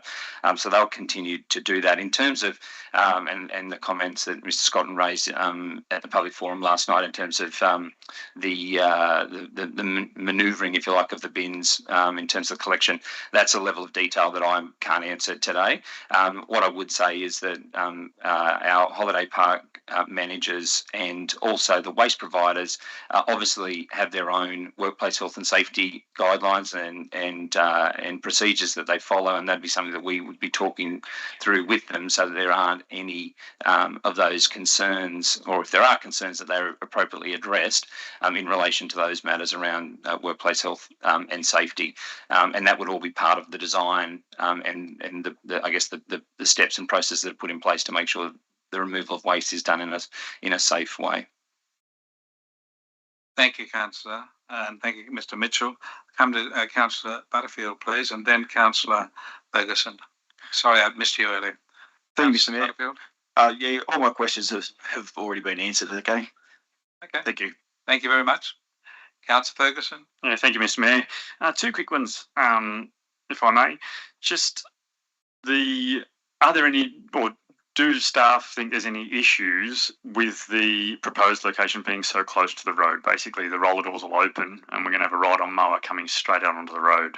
Has that been looked at? Is that a problem? Mr. General Manager. Yeah, true, Mr. Mayor. We wouldn't have recommended it if we believed there was any major issues with that at all. So awesome, thank you. And just for clarification, I think I heard this correct. The REF that we have, does it cover proposed only, or will it cover proposed and alternate? Proposed only. Proposed only. So whether it went to alternate or remained existing, that would incur a minimum of another REF. Correct. Yep. And Thank you. About $10,000 for another REF. Yeah. Just the General Manager just told us. Yeah, and thank you. With the possibility of a non-favourable REF to maintain where we are. Yep. Thank you. Councillor Wyatt. So just a follow-up question on the garbage. You mentioned that it's the operational responsibility of the contractor and the holiday parks to manage that garbage in terms of usage, cleaning, rodents, all that kind of thing. Do they get people dumping their household rubbish or furniture in those bins? Are you aware? Through you, Mr. Mayor. Not that I'm aware of. It's not to say that there hasn't been any issues in the past, but if they have been, there hasn't been to an extent that it's been elevated as an issue to myself. We meet, so council staff, so the commercial business team meet monthly with the holiday park managers.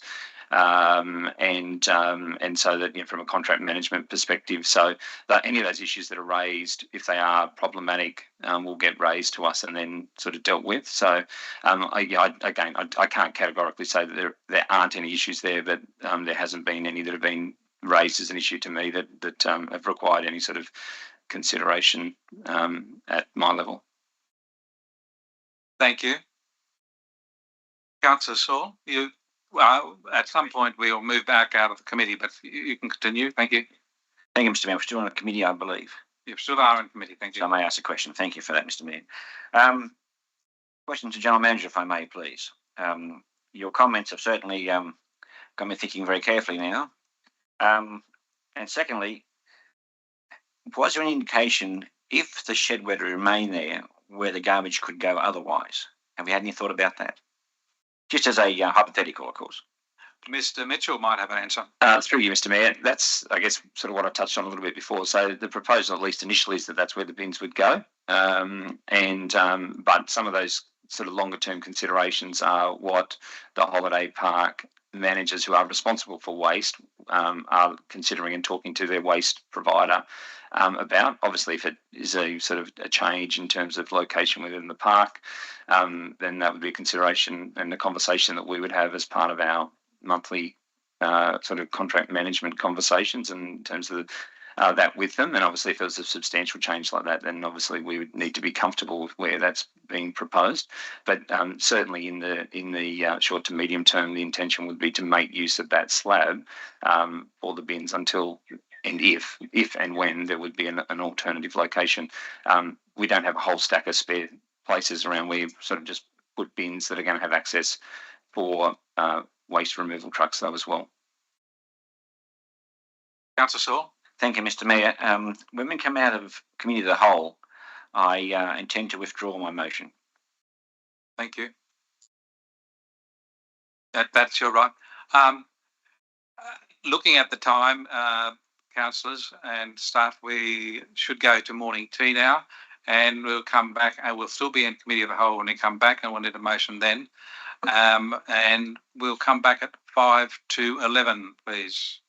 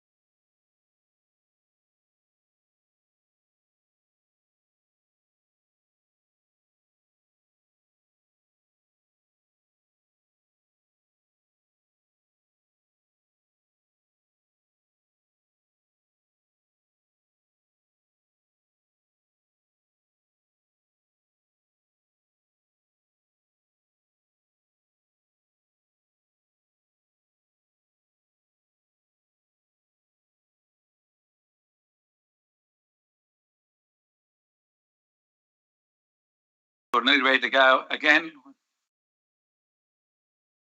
Councillor Wyatt.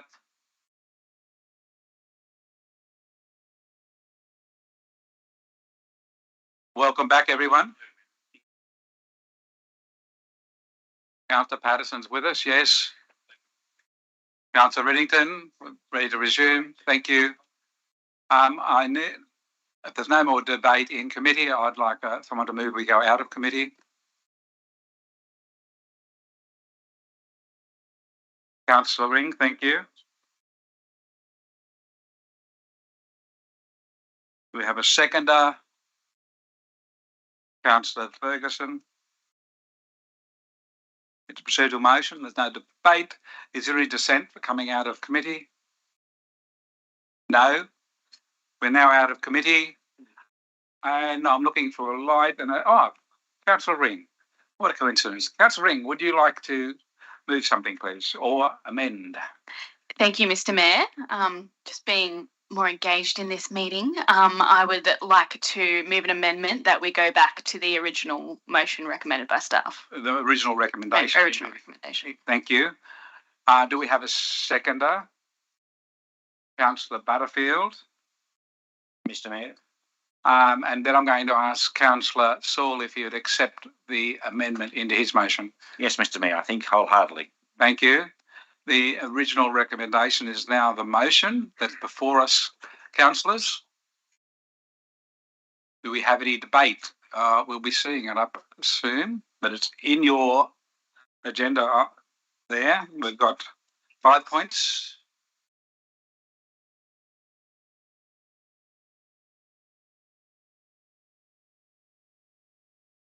Because it's the original motion that's been accepted by Councillor Saul, he still has the closed debate part of it.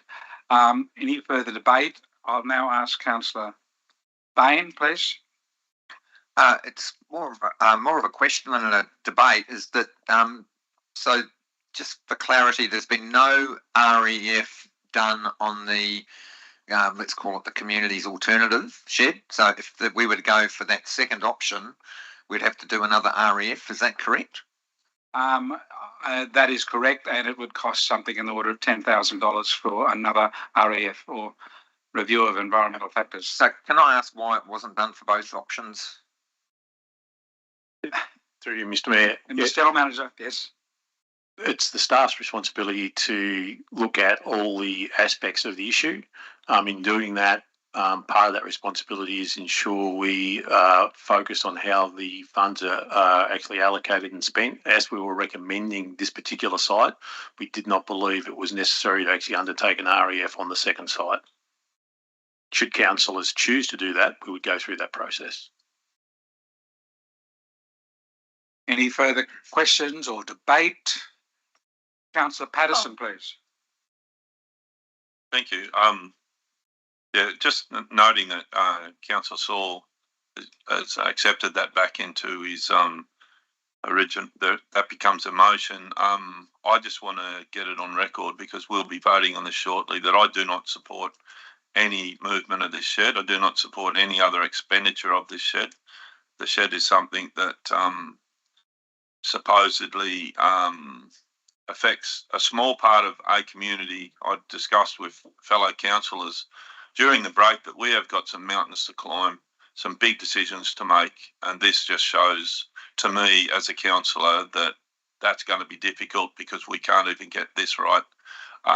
As a responsible ratepayer, I have a number of properties that I pay rates on. Also, as a councillor, I will say to the community that we will be going to you sooner or later to ask for a special rate variation. And as a councillor, I do not accept this motion as it is a waste of money, in my belief. I want to be accountable for rates for this community. And if this gets through, this to me just shows that council is, to me, this is my view, that council doesn't really mind where they waste money, where this is just the moving of a shed because it doesn't and meet the approval of a handful of people. So I will not be supporting this. Thank you, Councillor Patterson. Is there any further debate? I'll just jump in very quickly to Councillor Patterson and say that we really don't know how many people are for or against the shed. Now, I'm not going to debate it. I'm just saying it's to qualify. We're not sure. We haven't done a survey, and that we can't be sure either way. Councillor Butterfield, please. Thank you, Mr. Mayor. I'm with Anthony as far as sorry, Councillor Patterson. Sorry, with spending money. Originally, we did apologise for where the shed was put, and I will acknowledge we could have done a better job of that. I don't agree with spending any more money, as it's already cost us council a fair bit of money now, and time and resources, trying to come to a happy medium, I suppose. But if this voting on this motion and passing it means that this will be the end of the debate, and this is what's going to go going forward, I will support it. Thank you. Thank you. Councillor Bain, then Councillor White. You're going to debate this time. You asked a question before, Councillor Bain. No, I've got a question again because okay. I would not support. I believe that we should we should investigate the community's alternative, but I do, and I would agree with point 5. So I just need some guidance there of how I work with that, because we've kind of got two different issues put into one here. Can we split the motion, or how do we move forward with that? Well, it's part of the motion, unless you want to separate it out. We're going to deal with the whole thing as is, Councillor Bain.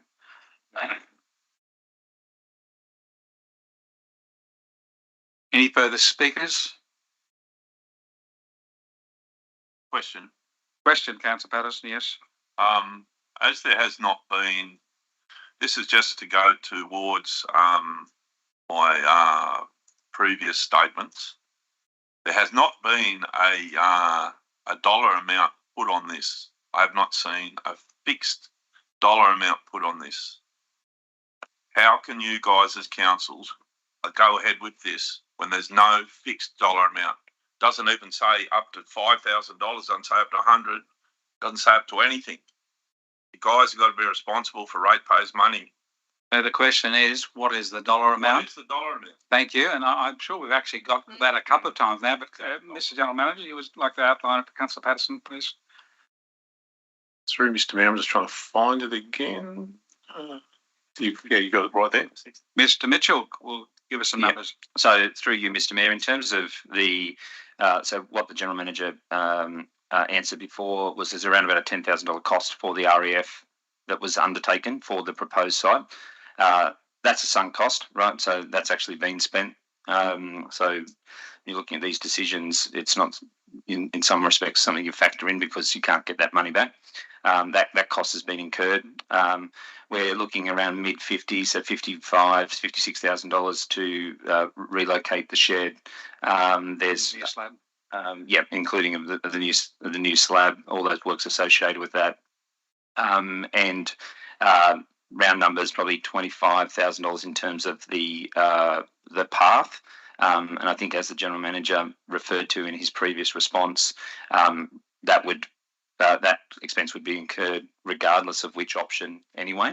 So again, you could almost discount that from this, this sort of analysis, because you're going to incur that whichever option that you go with in terms of the location of the shed. So really only looking at sort of that sort of 55, 60 grand amount as the cost. What I would say is that there's been a not insignificant amount of staff time which has been consumed in terms of this to date, but the majority of staff working on that, they don't do timesheets, so we've got no way of estimating that. But over the last sort of 3 to 4 months, there's probably been a fairly significant cost in terms of staff time as well. Thank you. Do you have a further question, Councillor Patterson? I have an amendment. if Councillor Saul would get it, that number 6, that the final costings report comes back to council meeting. So you would the final project on completion, costings come back to council. Thank you. The report on costings. That's your amendment, Councillor. I just want a question Sure. before I say yes, Mr. Mayor. Is that possible? You can ask a question. Just to clarify, please. Mr. General Manager, is that going to be much work involved during that? That's true, Mr. Mayor. No, it won't be a lot involved in doing that. We've got most of the numbers, and we'll have actual costs, so we can actually either provide as a formal report to council, or we could provide it to in the weekly bulletin to the councillors, depend on which way you resolve. Well, thank you. Then I will be happy to absorb point number 6 in the motion, please. New point 6, that a report come back to council or to councillors. There's a choice here, Councillor Patterson and Councillor Saul. If it's to council, it's an open one. To councillors, just a report in our weekly councillor report. Do you mind me commenting? It's ratepayers' money we're spending, so it should be to council. To council? To council. Okay, report to council on final costings at the end of the project. At the end of the project, yep.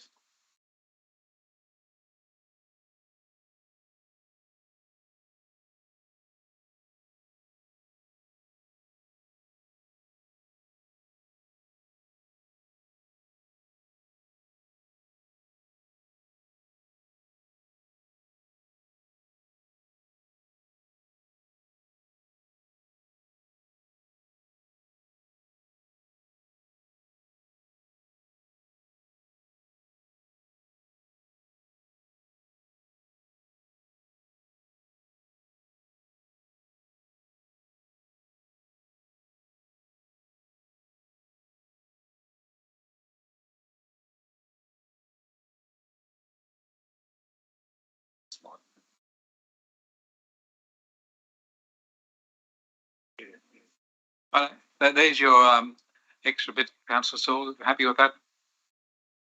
Councillor Patterson? Yes, Mr. Mayor, that seems fine. Fine, thank you. There's your motion before you. It's not an amendment anymore, it's the motion. Speak to it now, Mr. Mayor, or? Well, I want to see if any other speakers, and then you close debate. Councillor Bain, you have a question? No, I'd like to move that we remove point 5 and put it as a separate motion. You can move that. Splitting the motion before us is an option for you. That's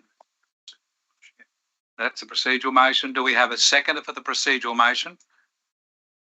Councillor Wyatt.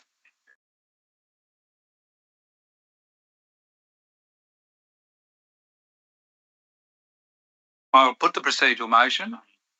Is there any dissent? I declare it carried. Item 5 is now a separate motion to be considered straight after we consider the motion before us. Thank you.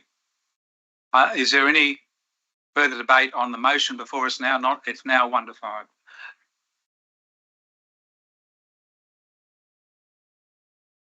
So, Councillor Wyatt, please. Thanks.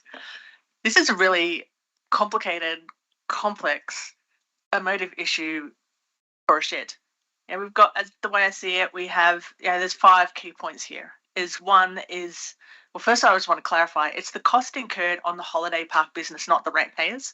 So it's not, I understand that, it's cost incurred on the holiday park, not the ratepayers funds, although the ratepayers do get benefit of the services that it provides outside of the holiday park.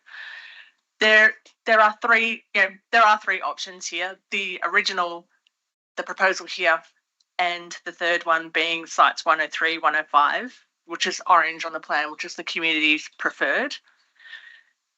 We've also got the point that council itself, and we've had it stated here as well, that council itself has admitted to making an error in the original location. And we really have fractured relations with the community as well. As I said, it's a very emotive issue. And correct me if I'm wrong, but I think Councillor Bain just sort of started to ask a question about sites 103 to 105 as on the community alternative. Prior to listening to the debate here and the motion that Councillor Saul put up and what we had in those discussions, I would have actually wanted to visit that. So I'm just assuming, you can say yes or no, I'm assuming there is no appetite amongst councillors to visit those sites, 103, 105. No, Councillor White, you can't second guess what council is thinking. So yeah, so it's an amendment, and then that amendment will be debated, and then it could come back to the main motion, whatever it is. I would like to, but I just don't think that there is appetite for that. It's really complex for those reasons that I said, and you know, I think as councillors, well, I've heard it many times, is that the council are the professional staff and we should go with the professional staff. And in this situation, they've admitted an error, and they've also admitted, also in this paper here, that they said that that is the better choice for that. So that's what I'm going to go with. That's what I'm going to go with. Thank you. Councillor Ferguson, please. Yeah, if I may just echo those final thoughts of Councillor White's, I think we need to thank staff for all the work and the extra time that they've poured into this one. This, if we put it in perspective, is quite small on the scheme of things. We've admitted it wasn't done the best we could. We've come up with an alternate solution, and I think we should, take advice in that. Listen to that. It's not answering every question that the community's put out there, but it's answering them in the best way we can. And I think we should really give this some serious consideration as to the best option in moving forward. Thank you. Thank you, Councillor Ferguson. Councillor Ring? Yeah, I just want to echo the thoughts of some of my fellow councillors, like Councillor Butterfield and Councillor Ferguson. This has been a really contentious issue, and it's been, revisited. We've revisited it for, I think, the last 3 meetings.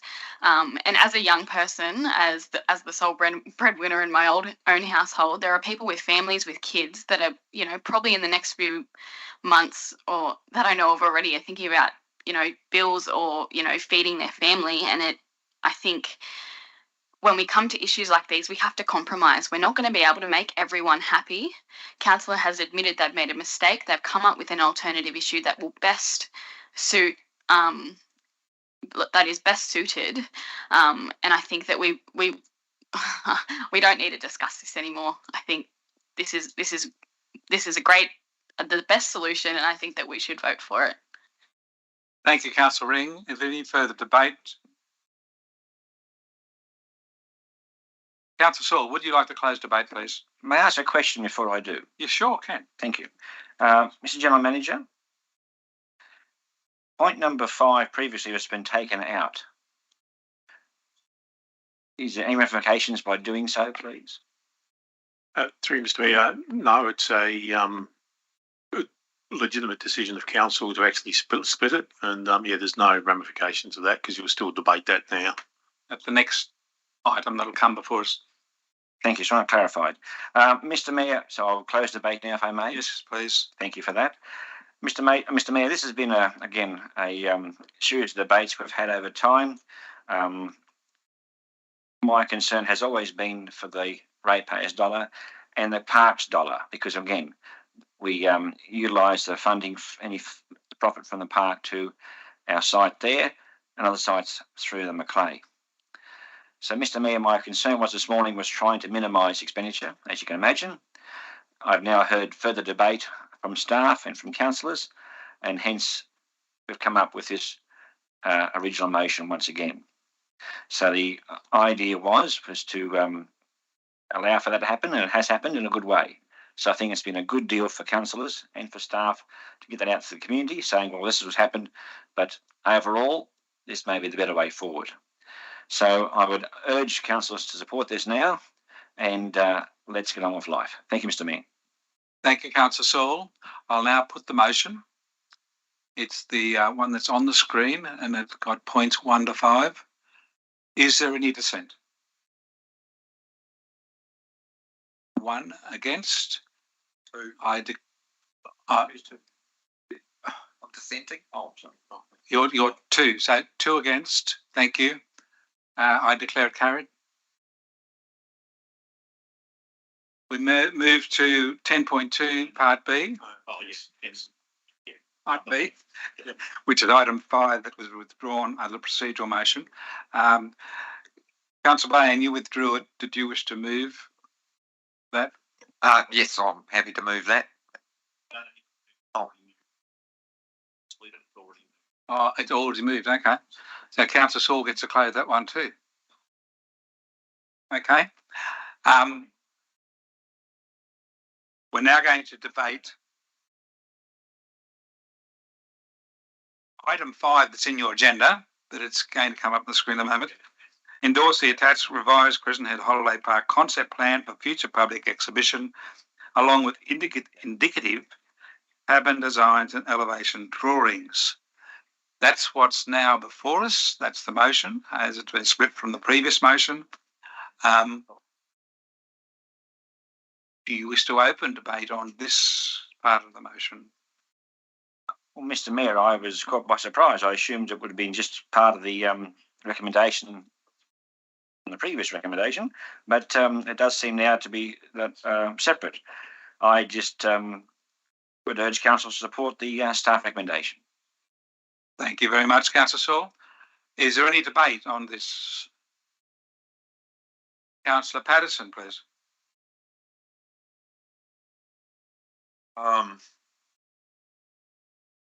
thought as well this would have went through in the previous, but this plan that's the revised holiday park concept plan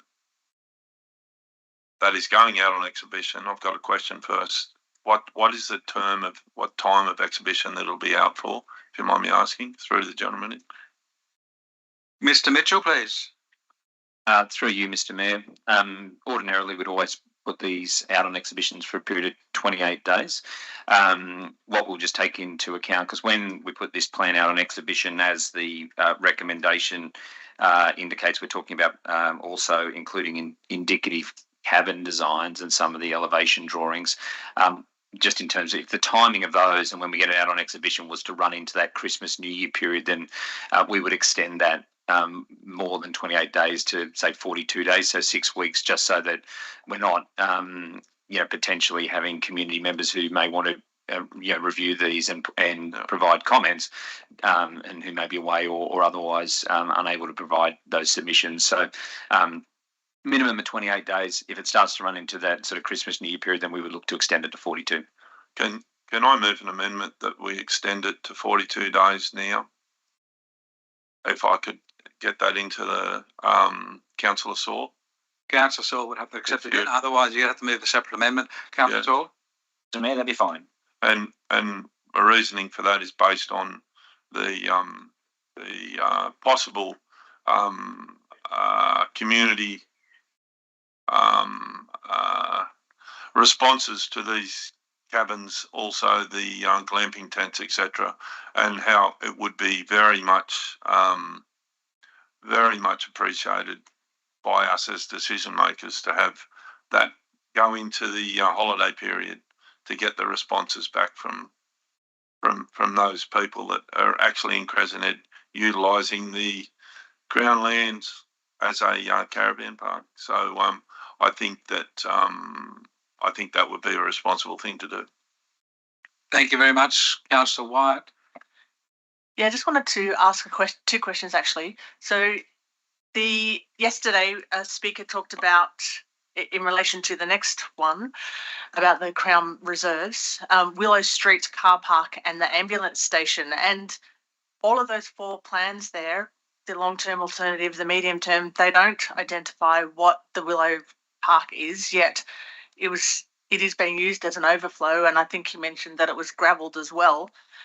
I would actually want to see these plans include Willow Street and the ambulance station, because it's unclear of what the intent of that is, and yeah, it's unclear of what the intent of that is. Mr. General Manager, can that be done? Yeah, through Mr. Mayor. Again, Mr. Mitchell may want to add some comments to this as well. The boundaries of the holiday park is actually, as per the attachment, the Willow Street car park is actually outside the holiday park boundaries, so it's not included in the concept design for the holiday park. the reasons behind it actually being used as overflow parking, and it's not just for the holiday parks, it's generally overflow parking. It was actually comments received from the community who advocated we actually provided overflow parking and that we time limited it, and we have rangers, police parking, not just there, but across the whole of Crescent Head, particularly in those peak seasons. So it's there to be used in various ways, and predominantly, obviously, over the peak seasons, it's actually probably largely the holiday park that are actually using it. So, but it is outside the boundary of the holiday park. Before you go on, Councillor White, can I just clarify something with the General Manager? When I walked through Willow Park and there were cars parked there, they had tickets in their window saying parking permission from the caravan park. So that's the fenced area that in Willow Park. Okay. That's probably directly from there, and that would be, I don't know all the specific details. Again, Mr. Mitchell may know them, but my assumption is that they actually have that, and that would be there so they aren't fined by the rangers. Okay. Mr. Mitchell may have some more details. Mr. Mitchell? Yeah, through you, Mr. Mayor. Yeah, just to confirm what the General Manager said. So that's those tickets are given so that those holiday park customers who are utilising that overflow don't get booked by the rangers. There's no paid parking. No, there's no paid parking across the Shire. So yeah, if I can sort of just maybe pick up on the other item which the General Manager said that I may make a comment on as well. The concept plans that have been attached are, as the General Manager said, only relating to the boundaries of the holiday park, right? And so what we're wanting to do, so when we brought these to Council in 2021, so both the March and then subsequently the April Council meeting, it's very much to put that boundaries around those and to have very clear plans about what we're doing with inside the boundaries in relation to the holiday park. And you know that's sort of important for us in terms of being able to execute on the plans that we've got for these assets, and where we've got contractual arrangements around upgrading or adding to the assets within the parks. The reason for including these as part of this report was because we have called out where the maintenance shed is on the plans. We have also called out on item 4 on the plan, which was that change that we discussed at the council meeting last month, where we previously were going to have glamping tents along that whole stretch of area 4 on the plan, but where we now have said, for those reasons that were in last month's report, that it's better to replace the 3 existing cabins and put 5 glamping tents rather than to take the cabins out and put all glamping tents along there. So the existing cabins that are in that space will be replaced, and then the other areas in that area 4 will have the glamping tents. Again, because that wasn't part of the adopted concept plan, we wanted to make sure that was accurately reflected on this plan, and also then took the opportunity to not just update to reflect changes that essentially have been agreed as part of the last few council meetings, but also to then reflect where some of those other considerations are, which are predominantly areas 8, 11 and 10, which weren't as part of the previous plan, so that we can get that out as early as possible for public exhibition. So it'll follow our standard process where we'll do engagement. It'll go out now for 42 days, assuming that council has resolved in accordance with that amendment that Councillor Patterson just raised, and so that we can get feedback around that and around these plans and get them adopted so that we can then start to do the work, because it's important obviously for us to be maintaining and upgrading the assets within the holiday parks, and that's why it was attached to this report, and so that we can continue to execute on those plans, not be necessarily tied up with the plans that are in contemplated in item 10.3. Thank you, Councillor White. Just want a couple of follow-up questions. So number 6 on those plans, which is the existing reception area manager's residence. So the ambulance station, that's not number 6. That's sort of shaded out just behind it. So it's actually on the golf course tennis court lease. Which building is actually is it number 6 or is it number shaded 10. out? Mr. General Manager. Through Mr. Mayor, the kiosk and manager's residence is number 10. It's number 6. Is That's it? number 10 On the, like a 6 to me. on the concept plan. What does that say? It's number 10 on the concept plan attached to the report. Yeah, page 2's got 6. I'll go to the long-term one. Number 10. 6. Only goes to 6 on page. Yeah, put that on the screen. So where's 10 on the plan? What page? We'll just get this board up on the screen. So we're in a It's on this coming up on the screen, Councillor White, Yeah. and we can point out for you on the screen. Get an old one. Sorry, but I've opened the attachment and mine's different to his. Sorry about that. Can I have a look at your attachment? Mine's different. My attachment's different. Okay. Oh, right, because mine doesn't have 11 either. Put that on the screen. That- Here we go. Yeah, this is the attachment that's actually attached to the report. You're in a different attachment. What do you call And what we'll be able to do, I'll just step you through each of the. You're in a different meeting. No, I've got that one. No, I've got the Sorry Okay. for those people there viewing this. We've got a bit of Okay, so- confusion right, with okay, got technology, it. and we're Okay. solving it. I've got the old meeting open and the new one to compare the Okay. two different motions. Okay. Okay, that's so number 10. Mr. General Manager is going to talk about the plan on the screen so everyone can understand Okay. what we're talking about. Yeah. Thank you, Mr. General Manager. Yeah, I'll just step you through it quickly. So number 1 is where council has resolved to move the shed to. Number 2 is an existing amenities area which we'll be upgrading and also putting in a new camp kitchen. Number 3 is the existing cabins that need to be replaced as per council's meeting last month. So they'll be replaced. Number 4 is, as Mr. Mitchell has actually just described, so I won't go through all that again.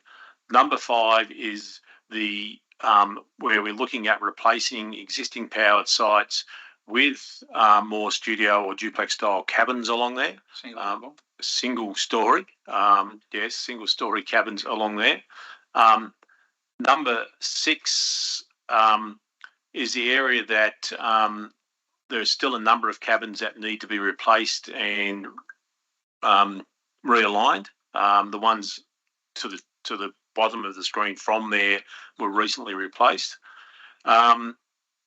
Number 7 is the new amenities or the refurbishing and also another new kitchen, camp kitchen to be built in there. 8 is where we were actually proposing to replace the existing powered sites with more studio style or duplex style cabins. Number 9, where we're looking at much longer term, is to reconfigure that area for shorter term tourist sites and landscaping to get that interface with whatever happens out the front of that particular north facing area. Number 10 is where we're proposing to rebuild the kiosk and manager's residence with potentially up to a 2-story building. We are looking at what that may look like in terms of the heights of the tennis clubhouse and things like that. And there'd be processes to go through with that. And number 11 is much longer term, is potentially looking at what the market says about ensuite facilities and other accommodation options in the longer term. So the idea is to put this on exhibition and then receive feedback from the community prior to council then updating its adopted position. Thank you. So just to be clear, Mr. General Manager, at 10 is where the old ambulance station is as well? It's not even on this list? No. Okay, right, totally outside. Thank you very much.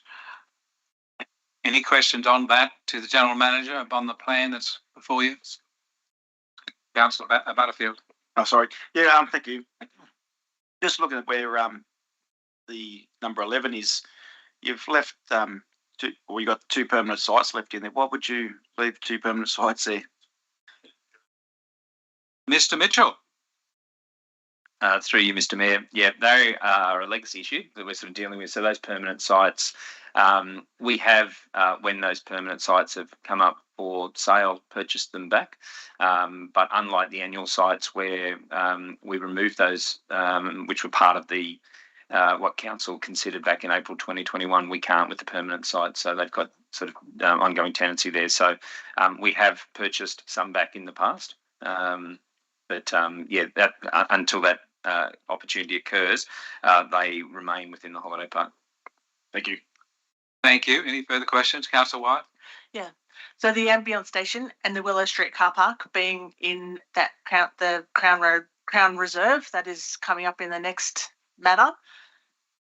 The long-term use of those will be discussed there. So in actual fact, the use of Willow Street car park as a overflow car park for the caravan park and a public overflow is only temporary until it is put in the plan of management, Crown Reserve plan of management. Mr. General Manager? All the areas of the Crown land under the plan of management will be considered as part of that process, yes. Any further questions, councillors? Yeah, so just Mr. White? clarification again, at the moment it's being used for timed. You mentioned timed, so the general public come along and they can't find space, so they go in there and they get timed parking, and they may get a fine if they're in there for 5 hours or 6 hours or whatever. But the operators of the caravan park have been given authority to allow overflow parking for their guests, but then that's going to be sorted out. Is that correct? Is that sign posted to say that? Do people know that that's what is intended for those sites? Through Mr. Mayor, the whole area down there at that bottom end of Willow Street is quite a large area. A section of that has been bollarded off and signposted as permit holders only to enter into that area. The areas outside of that are open to the public still to park outside of that reserve area. So. No further questions. Councillor Patterson, please, and then Councillor Ring. Just in relation to when this goes on public exhibition, I've asked a question before, but could I get it answered again, possibly, about showing elevations? I noticed in the report, the REF for the shed, there was lots of photos taken with showing existing, where the new would be and stuff, showing elevations. Is that going to be included in this? Because I think the community out there need elevations. Mr. General Manager? Yeah, through Mr. Mayor, the motion reads endorse the attached revised Crescent Head Holiday Park concept plan for future public exhibition along with indicative cabin designs and elevation drawings. So yeah, they will be included. Compared to existing, like that, what I'm saying is about showing elevations compared to the current site. I mean, that the elevations aren't just going to show what the height of a cabin looks like, but the height of a cabin compared to the roadway, the existing. Yeah, that's what I'm at. Okay. I'm just concerned that it may just show what the cabins look like in an elevation and a plan view, and not show an elevation with the existing landscape. Mr. General Manager? Sure, Mr. Mayor, we should be able to do something like that, yes. Yeah, that would be a lot. Yeah, as an example where we're proposing 5, potentially on Area 5 there, where there'd be potentially cabins, we could show what that would look like when it actually has caravans parked along there for example. That's where I'm at. Yep, okay. Thanks. Thank you. Councillor Ring, please. I just wondered if this motion had any impact on the plans for the park at all, like if that makes sense, like on timings or anything like that. Mr. General Manager. Through Mr. Mayor, given the resolution of the last council meeting, then this won't impact. There's adequate upgrades in areas 3 and 4 that we'll be proceeding with to deal with while this is actually on exhibition and coming back to council. Thank you. Yes, there's already a resolution saying that those clamping tents will go ahead, dear. Thank you. Any further questions? If not, Mr. Councillor Saul, yes. Thank you. Mr. Mayor, just to close debate, I suppose, on this. But no one else has item. Lights on. Councillor Saul will close debate on this. I'll be conscious of time, so I'll be very brief. Mr. Mayor, I commend Councillor Patterson's idea for 42 days. It does allow plenty of time for community discussion and input. So I urge councillors to support this motion. Thank you. Could we see the motion on the screen again, please?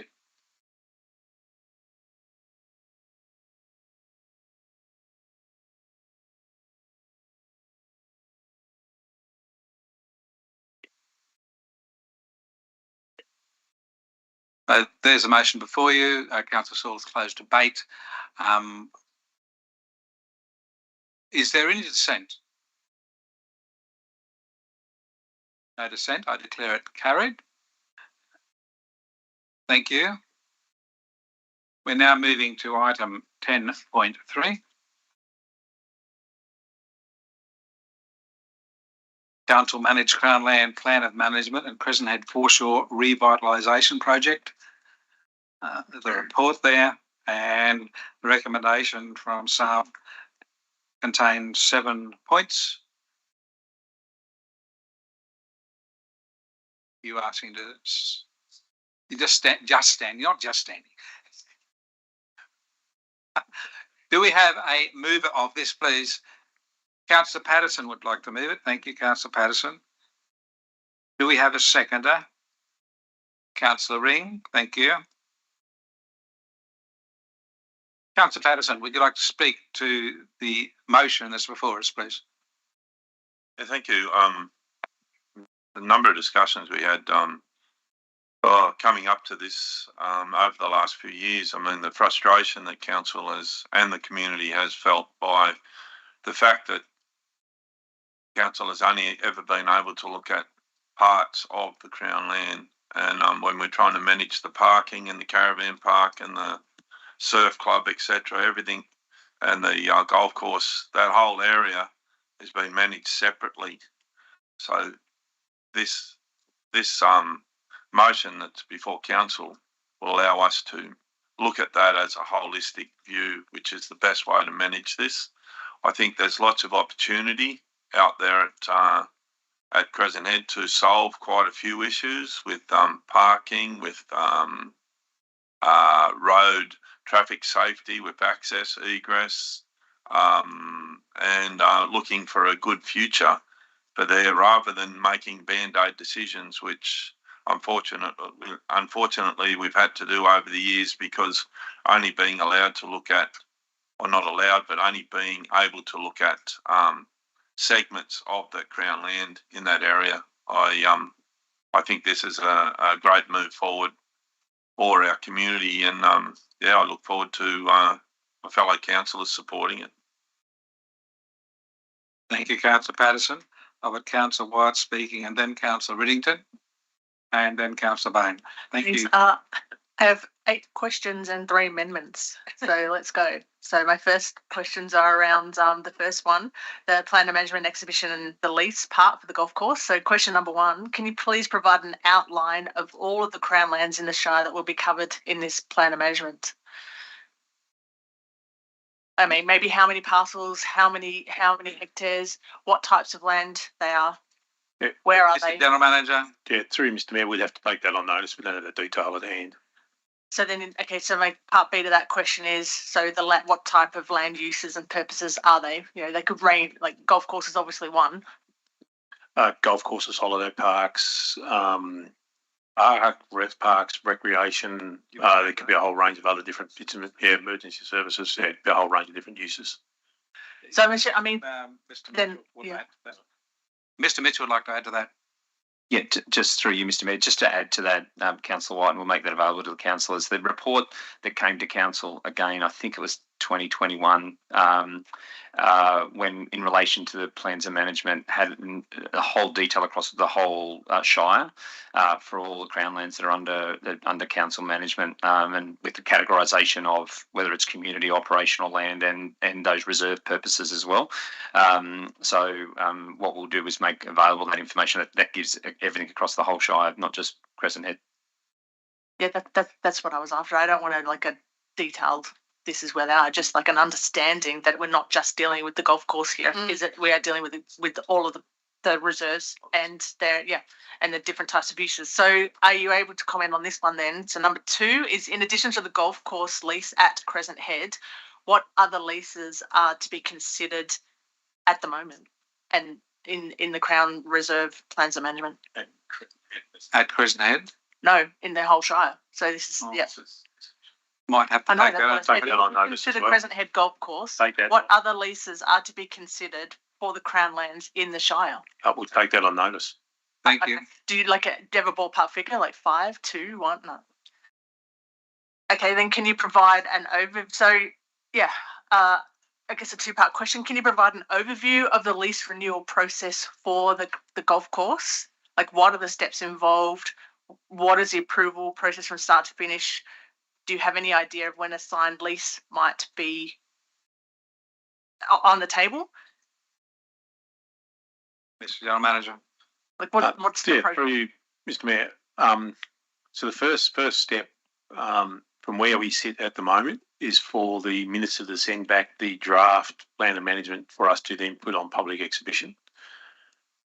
While that's on public exhibition, obviously the community can make comments. Those comments would then be reviewed and the plans of management would be updated. Depending on the outcome of that community consultation, because even in that initial step of reviewing the plan of management, the community may say we're not happy with the lease area of that and we want that changed. So the community may do that then and it may get changed then. So that is an unknown factor. Assuming that the plan of management is able to be adopted largely as it is, which has the leased area for the golf course in it,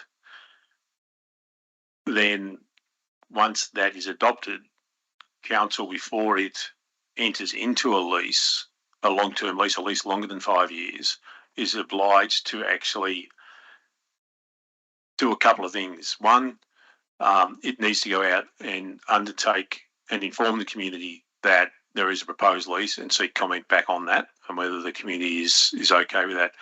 If they are okay with that and there are no changes again to the plan of management and the lease is to proceed, we then need to subdivide the area. And that isn't a matter of changing the title, it's actually a subdivision for the purpose of a lease. And then you'd be able to finalise the lease. Now, those timeframes are largely, there's some obviously statutory timeframes in terms of exhibition periods and that. We don't know when we'll get the plan of management back from the minister.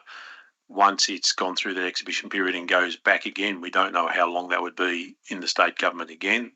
And likewise, there'll be consultation with the state government in relation to the lease. So they're all things that are totally outside of council's control.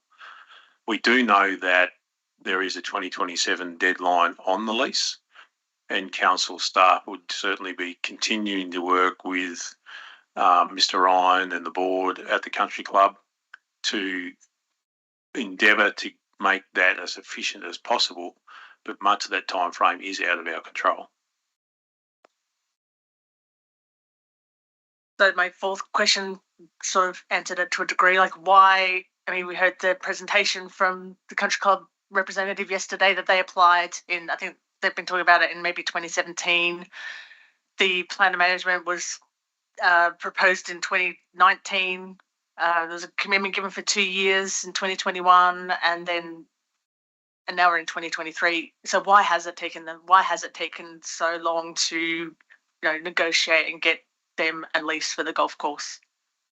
Yeah, Mr. General Manager. Yeah.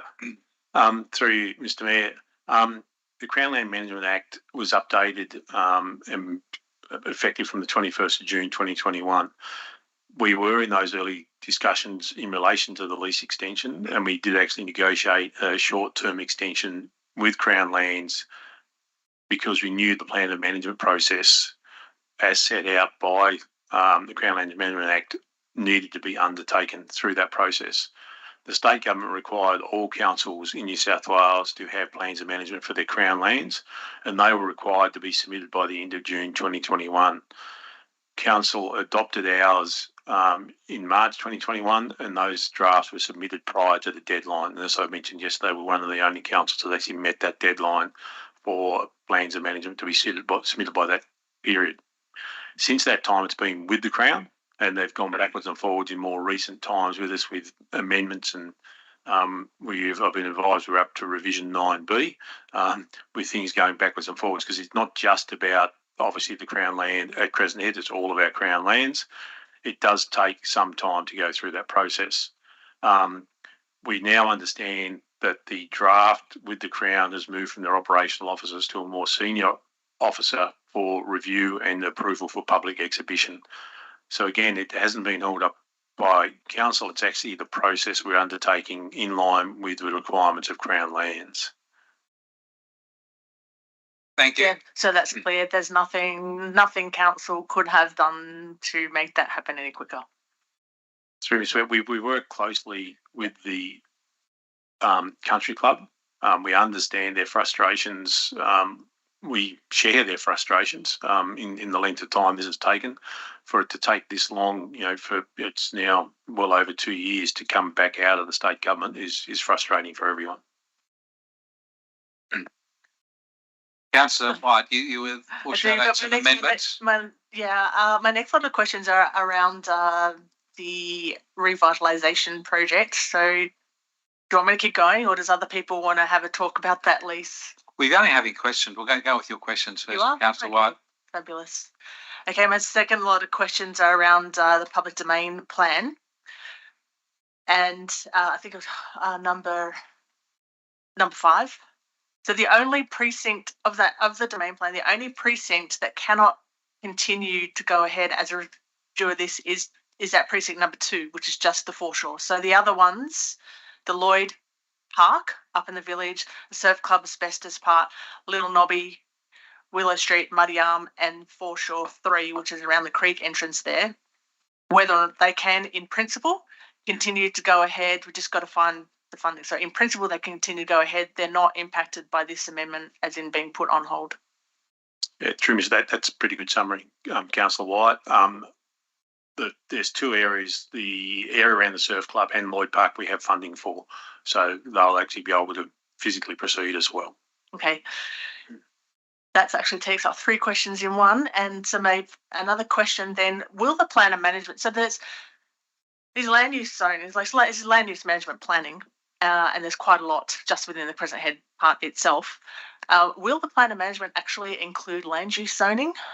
Not as in a strategic thing like the local environment plan, but will it actually zone up usages of that land so that we clearly know this will be a car park, this will be a golf course, this will be a caravan park? Will it really, this will be set aside for conservation, this will be recreation? Will it include land use zoning?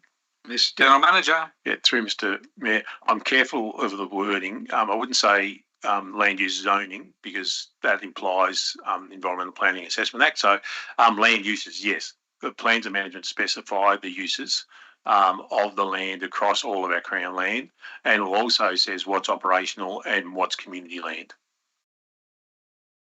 Land use allocation, that's a good term. Okay, then I'm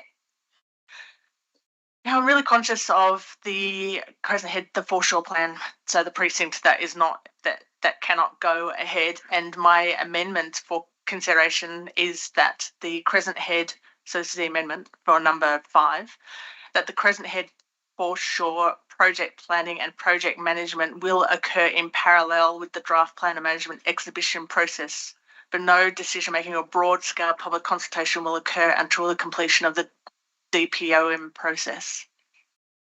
So I'm basically wanting that, I don't want it to completely stop, I just want it to continue to go along in parallel. Or are you going to do that anyway? No, I can. Yes, if we could see the words, Okay. Mr. Jackson and I okay, might be able to provide a response to that.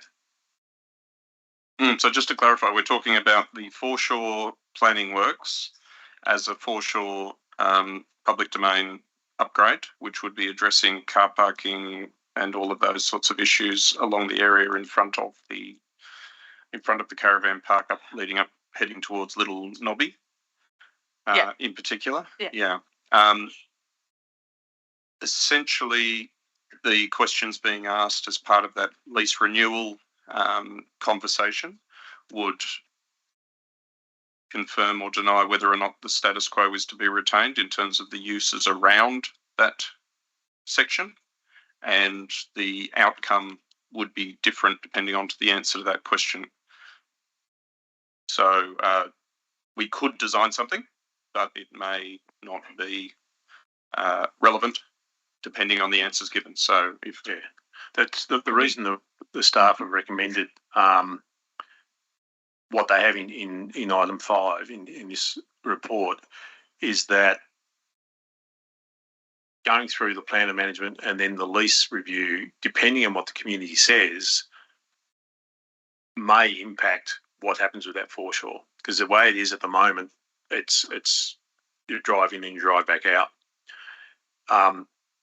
As you look at that whole area more holistically, and it's been suggested by members of the community that putting in, for example, running a link road around there would make a big difference. And you could put that link road in there and retain the golf course with a couple of minor tweaks to the golf course.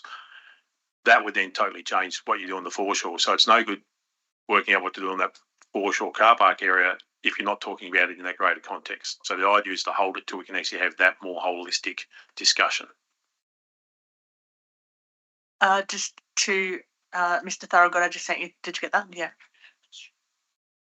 I mean, so that could potentially be a game changer. Could be a game changer.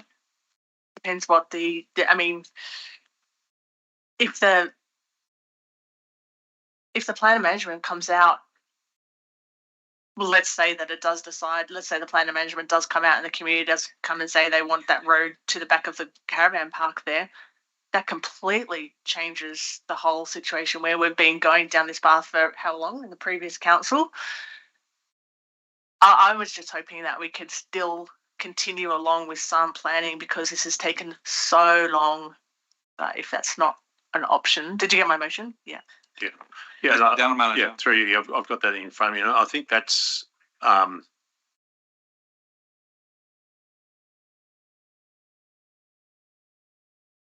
it is difficult, and it is frustrating that this section potentially will be delayed again by potentially another 6 or so months. But if we are going to do it, we need to get it right. We've had a debate for 2 hours about something we stuffed up. I don't want to go down that road again. So I think some of the community members would be appreciative of not going down that road again.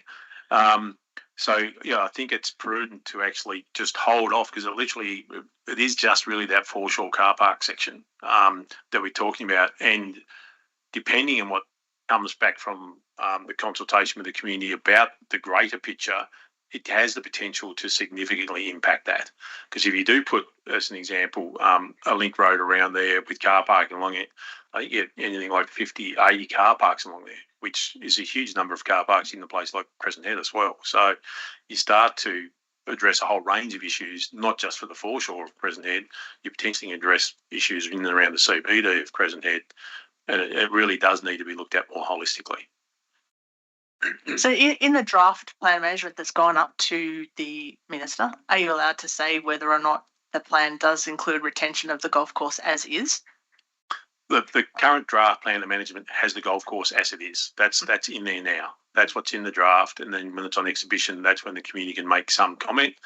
If it stays in there through the draft and when it's adopted, then we do another round of consultation about the lease. Mm-hmm.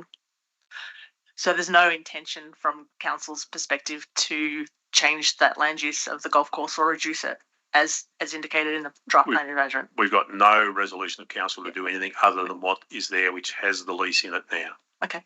Then my second amendment, which you might not be able to do this one either, is to point 4, is that Kempsey Shire Council expedites the lease renewal process rather than say, just throw in there expediates. Are you able to do that?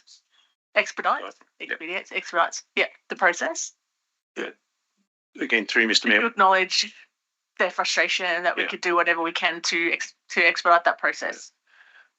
Once the plan of management is finalised and adopted, that would be something we would move on immediately anyway, because we understand the club's position in relation to their business needs to secure the lease. So we would be doing that anyway. As a matter of course, the issue is getting the plan of management out of the minister, on exhibition, modified if needed, back to the minister and adopted.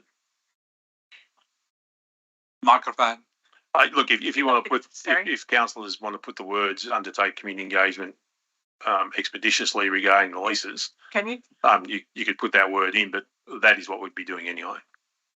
Would you please put it in? Well, it's up to you to ask. Yeah, Move please. it and ask the mover, Who- Patterson, if you'd like to accept it. Can I put that word in? I just asked through to the general manager if that's all right. I know you gave us a small explanation. Yeah. Is it a big deal? Is it No. something that, like you said, is it being done anyway? Yeah. So it's a Through you, matter- Mr. Mayor, look, it's not something we're going to lose sleep over. So if you put, undertakes community engagement expeditiously regarding noise, that's, Thanks. Thank you. Yep. And I'm then my, happy with that. thank you. Accepted. Thank you, Councillor Patterson. Thanks, Thank Councillor you. Wyatt. Thank you. And my final one for hogging the whole floor. Number 6. I had to go backwards and forwards, and that's why I did have August meeting open. Thank you for pointing that out. Can we just add in there as per the August council meeting? Because that's what that is in relation to, isn't it? Number 6, notes Yes. revisions in holiday park proceed independently, which is the safari tents and the yes. as per August meeting. Could we just add as per the resolution of the August 2023 meeting, please? Or we could. I'm thinking the resolution is already there and the general manager is acting on it, but you want to put it in. I just think if for going through trying to find meetings and things, it would be, I would like it at a point of clarification and useful just to say after the report, as approved in the, as resolved at the August 2023 council meeting. Thank you. We're looking at that now, Councillor Wyatt. Then coming to Councillor Riddington, then Councillor Bain.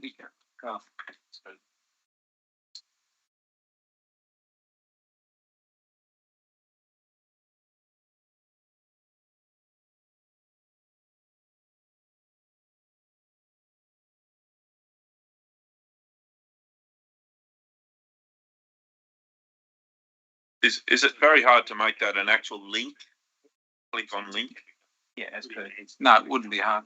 Yeah, and Through Mr. Mayor, we'll need to add today's meeting as well. So we have August and September council meetings.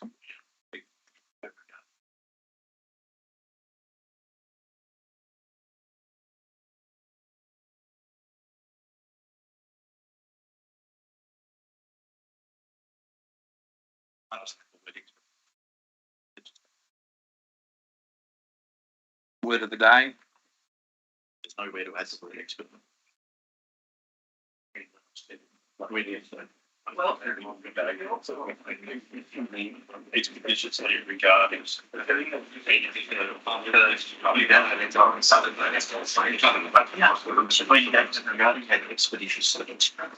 Mr. Thorogood, these being amendment moved by Councillor Wyatt and accepted by Councillor. Yes, thank you. It's not how we're doing it at the moment. No. It can take too long. Yeah, thank you. Thank you, councillors, for your waiting. You've still got half an hour or 25 minutes before we move off for lunch, but we're hoping to get this dealt with. You're coming to Councillor Butterfield. I got you down, but I've still got 2 people ahead of you who need to speak. So we've got that fixed now. Am I down on there? Yeah, you're on the list. You're next. Oh no, I'll say something on here. Shut up. Name my lane. Viciously, Oh. and 6 is up. Oh, yeah. That's right. Those updates are on the screen, councillors. Thank you. So, Councillor Patterson, Councillor Patterson, the changes are now there before you. You're the mover. Are you happy with what's been put there? Yeah, and I'm just having that conversation with Councillor Wyatt about would it be impossible to make that a link? Which part of it is linked? The link to the council meeting that it refers to. In the resolution? No, it's all good. No, unless there's it's there as a resolution. You can go back on and look at the minutes and see that. Yep. Thank you. So, Councillor Wyatt, have you finished? Thank you. We're now moving to Councillor Riddington and then Councillor Bain and then Councillor Butterfield. Well, thank you, Mr. Mayor. Can I talk now? Please. Thank you. After Councillor Wyatt's brilliant questions, I don't have any more questions because I think you've covered everything really, really well, and this is your forte, and I take my hat off to you. So I would really recommend this motion to my fellow councillors. Thank you. And you've taken your Kubra hat off, of course. Councillor Bain. Yes, I'd like to speak in support of this motion as well. I think council staff should be thanked greatly for the efforts and the work that they've done, and we recognise the frustrations of the country club and the council staff who've been trying to get this through. And I think the time that it's taking does allow that opportunity for the community advisory group to be formed and implemented. And and I also like to support what the general manager said. Let's really work very, very carefully to make sure that community are on board with the decisions that we make here. Thank you. Thank you, Councillor Bain. Councillor Butterfield. Mine's a little bit trivial, I suppose. Just with all the amendments that Councillor Wyatt has made, is there any chance that Daniel may be able to just highlight some of them so I can catch up on a few of them? Because I think I missed one or two. You mean this is a good highlight? Sorry? Through. Oh, yes, sorry. So in the two changes, Councillor Butterfield, is on item 4, just simply added the word expeditiously. And then in item 6, we added resolved by the August and September council meetings. Just those. Okay. And there's no issues from that from a staff perspective whatsoever. No, thanks. Councillor Butterfield, anything further?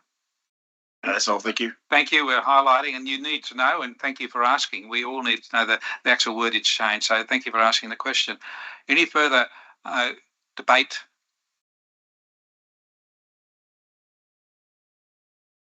Councillor Patterson, coming back to you to close debate, if you may.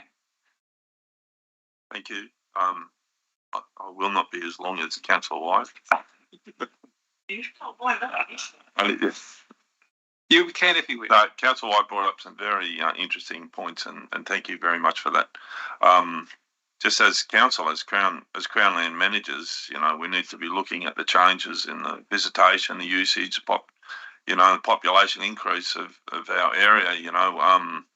As Crown Land managers, we have to make sure too that the Crown lands are accessible to everyone in the state. Especially noting that the issues that Crescent Head Reserve Area is trying to deal with, parking in the headland and access, traffic movements with caravans, boat trailers, tourists and maintenance vehicles coming in and out one-way road, beach access.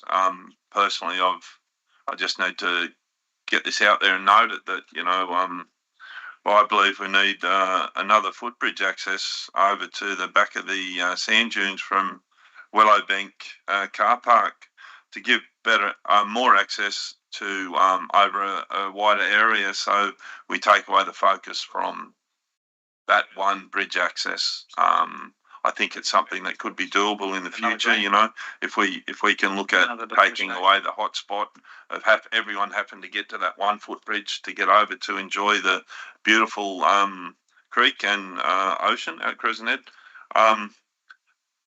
And in this is what I'm hoping that council can do, that we're trying our best to future-proof these issues and not making band-aid solutions for the future, so we can look at this holistically. We can move forward, and then we don't have to revisit, well, where are those people going to park? Where's that caravan going to be, etc. Where's the building going to be that we need to have for the managers of the caravan park to live in? We need to make sure that we look at this holistically, and I look forward to everyone's support. Thank you, Councillor Patterson. I will now put the motion that is before you on the screen, points 1 to 7, and I'm going to ask, is there any dissent?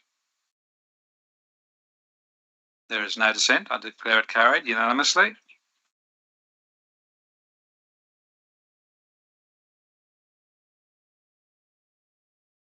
We have the next item is 10.5. It's on page 33.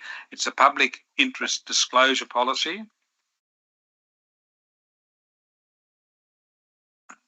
It's come up on the screen, and it's recommendation from staff before you.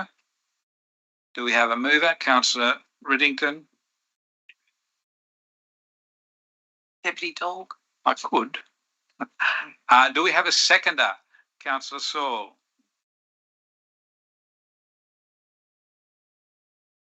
Councillor Riddington? Thank you very much, Mr. Mayor. I support this motion. I've got one question, but I will do a little preface to that. I really thank Mr. Pearson for his presentation last night at the forum and the issue that he raised with separation of powers. I'm really strong on separation of powers, but to preface my question, if I may, Mr. Mayor, through you to Mr. Thorogood. Mr. Thorogood, would you please give me or us an explanation of the scope of the PID, just briefly, and any operational changes that may need to be made and who has the power to make them? Mr. Thorogood, please. Yeah, through you, Mr. Mayor. So the first part of your question, the scope of the PID Act, it extends to public officials. So that's how a public official within an agency can make a complaint about wrongdoing within that agency or within another agency that's under the scope of the policy. So it doesn't extend to members of the public, but it does extend to people potentially outside of our organisation.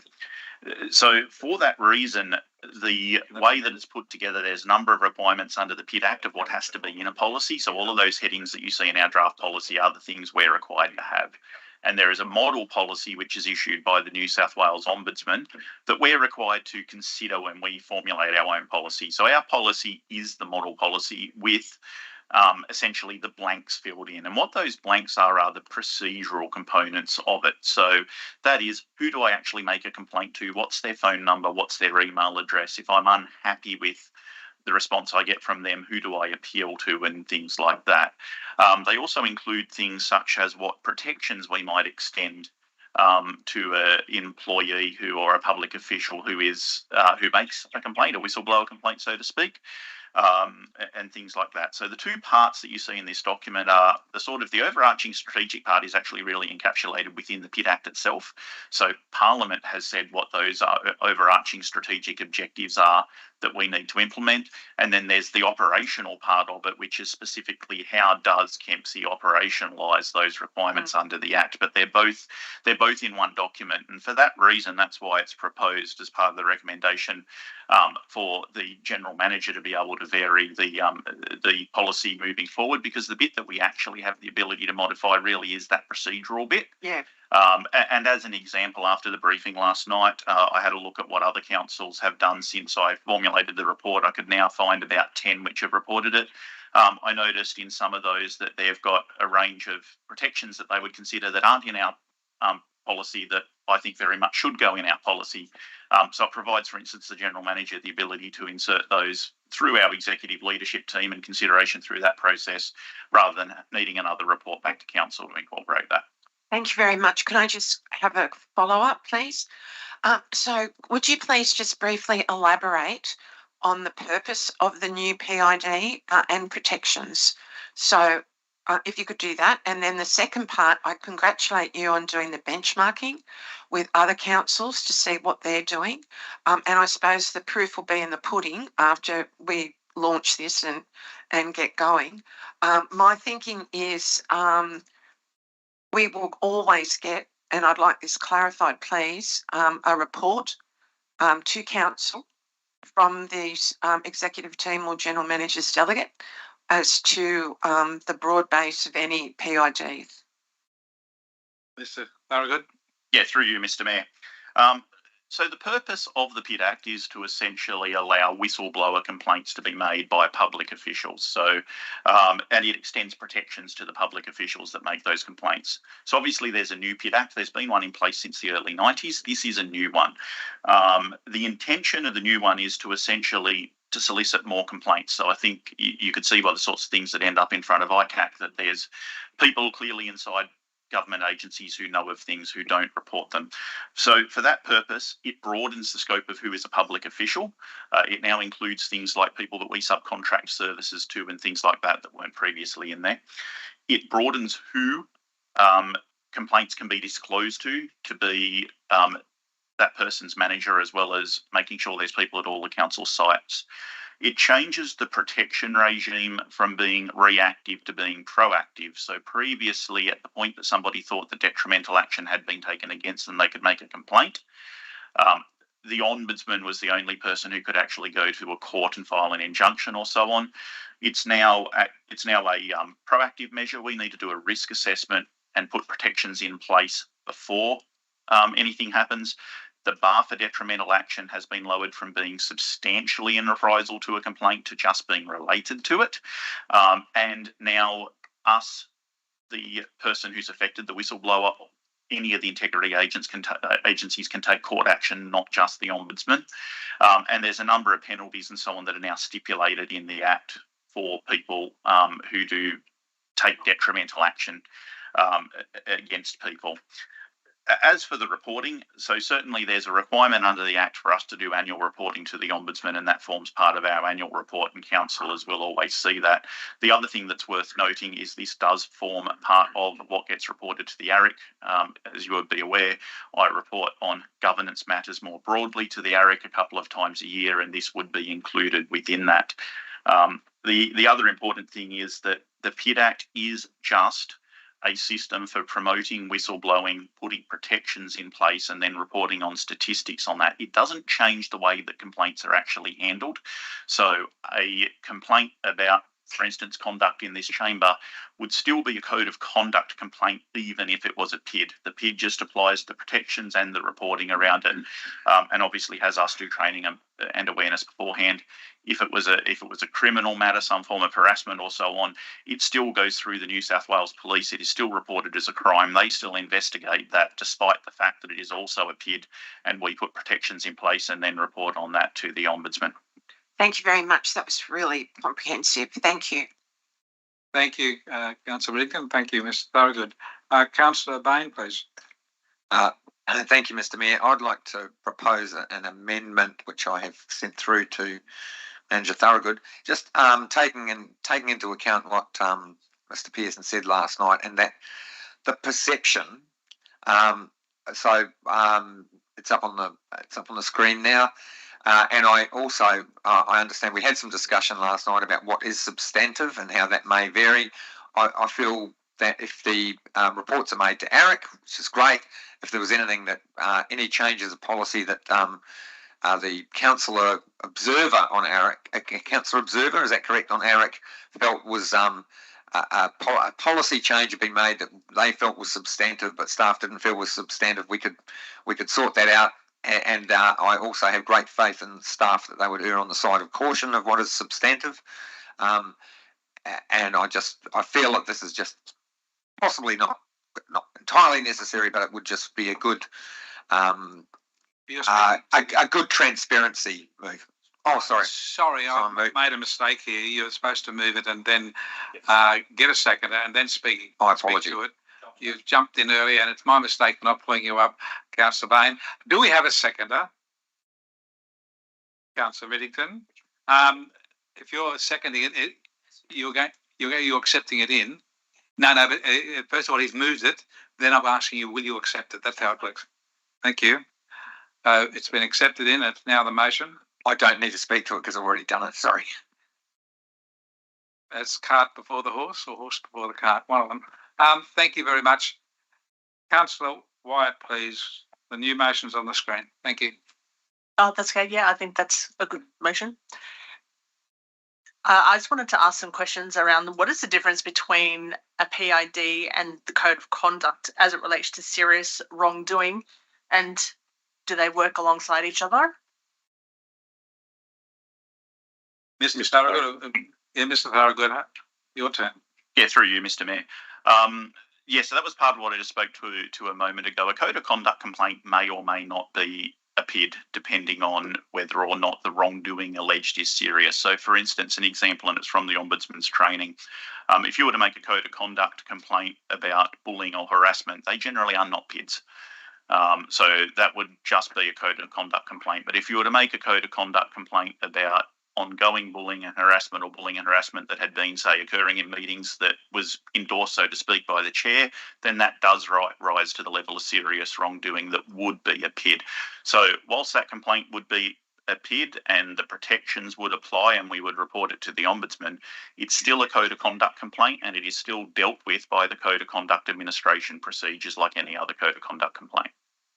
So can the code of conduct, there's no protection as such? There is no protection similar to this under the code of conduct. So when a code of conduct is received, can the person receive that sort of then say, actually, no, you're better off doing this as a PID because it gives you better protection, especially in serious matters like, you know, sexual harassment or sexual assault, those kind of things? Yes, very good. Yeah, through you, Mr. Mayor. So you raise an interesting point there. So something either is a PID or is not. It doesn't matter if the person making it thinks they're making a PID or doesn't think they're making a PID, and you'll see this when you do the training. There's a number of characteristics of a PID: that it's made by a public official, that it's made to a disclosure officer, that it alleges serious misconduct, and that it is made voluntarily. If those criteria are met, then it is a PID, regardless of whether the person actually says. And that's one of the reasons why this is important. Anybody in our organisation who might receive a complaint about something needs to be able to identify that the thing that they're being told about may be a PID, and they need to get a disclosure officer involved in that. It is a PID regardless of whether or not the person making it actually says that they want it to be one or not. And the code of conduct, you're right, has some lower grades of protections in it. So we certainly protect confidentiality generally under the code of conduct, unless we otherwise can't, and so on, but they don't extend to the level that the protections under the PID Act do. The example that you gave, though, for instance, like I said, bullying and harassment, unless it was ongoing and systemic, it would be unlikely to be a PID in the first instance. And then I guess we'll cover this in the training as well, I did read the policy in detail, and I just thought the coercive action was a bit lean, but you sort of mentioned that if it does go parallel with other laws. And so I'm wondering whether you could just make a reference in there. I think I noticed that there's, in the beginning of the policy, there is links to other codes and things like that. I'm wondering whether you just sort of say, and legislation as required. Is that necessary? Or is it just a given that if there is a criminal matter, it will be dealt as a crime? Because I just thought it was a bit lean on the coercive action. Yeah, through you, Mr. Mayor. Look, it's probably something that we could take on board when we do a future revision to add a notation there. Criminal activity is explicitly called out by the Code of Conduct. So any act which is criminal that occurs within someone's role as a public official is a breach of our Code of Conduct. Depending on the materiality, so to speak, of that criminal act would depend on how that breach was dealt with. It is a crime to take a single sheet of photocopy paper, but that is very different than taking a pallet of it. Thank you. I'd like to speak on this as well, and then I'll ask a question. For those people, councillors who got home last night and you didn't switch on 7:30 report, there was a whistleblower report on there about a man who worked for the Australian Tax Office, and he blew a whistle on and brought out information about wrongdoings in the tax office, and the tax office admitted that. He has now been prosecuted and appearing in court. Now, even though he's a whistleblower, that legislation, federal legislation, didn't protect him. I'm really concerned that the protection still, even though we have this policy, it's still got holes in it, in my opinion, from my reading through it. On page 18, it actually says how we will assess and minimise the risk of detrimental action. And it says, we will not tolerate any detrimental action being taken by any person against a person who has made a PID, investigators, witnesses, or the person the report is about. So under the old Act of 94, there's not that protection for the whistleblower. Under this legislation, is it the management or general manager or the manager of governance duty to protect that person from detrimental action no matter what? That's my question. If you could, please, Mr. Thorogood. Yeah, through you, Mr. Mayor. What I would say is the protections that you refer to were previously in place, but they were limited by the operation of the Act. So under the old Act, there were a number of things that would occur. There was, first of all, the New South Wales Ombudsman was the only agency that could actually action a complaint about detrimental action. So if somebody in Kempsey Shire Council made a PID and then suffered detrimental action because of making that PID, then the New South Wales Ombudsman was the agency that actually had to make court applications. They could only be made after the detrimental action was taken, and they could only seek restitution, so to speak, for that detrimental action. So if somebody was lost their job because they were a whistleblower, then they could seek to give that job back. The new Act now allows the whistleblower, the agency they work for, or any of the integrity agencies to commence that court action. And it actually now allows for damages and the like to be awarded rather than just restitution. So there's a broader range, and like I said, the previous Act required a detrimental action to be taken substantially in reprisal for a PID. So under the previous Act, if just the fact that someone had made a PID was one of half a dozen facts that somebody took into consideration in taking action, then they could make the defence, I considered it, but it wasn't substantial.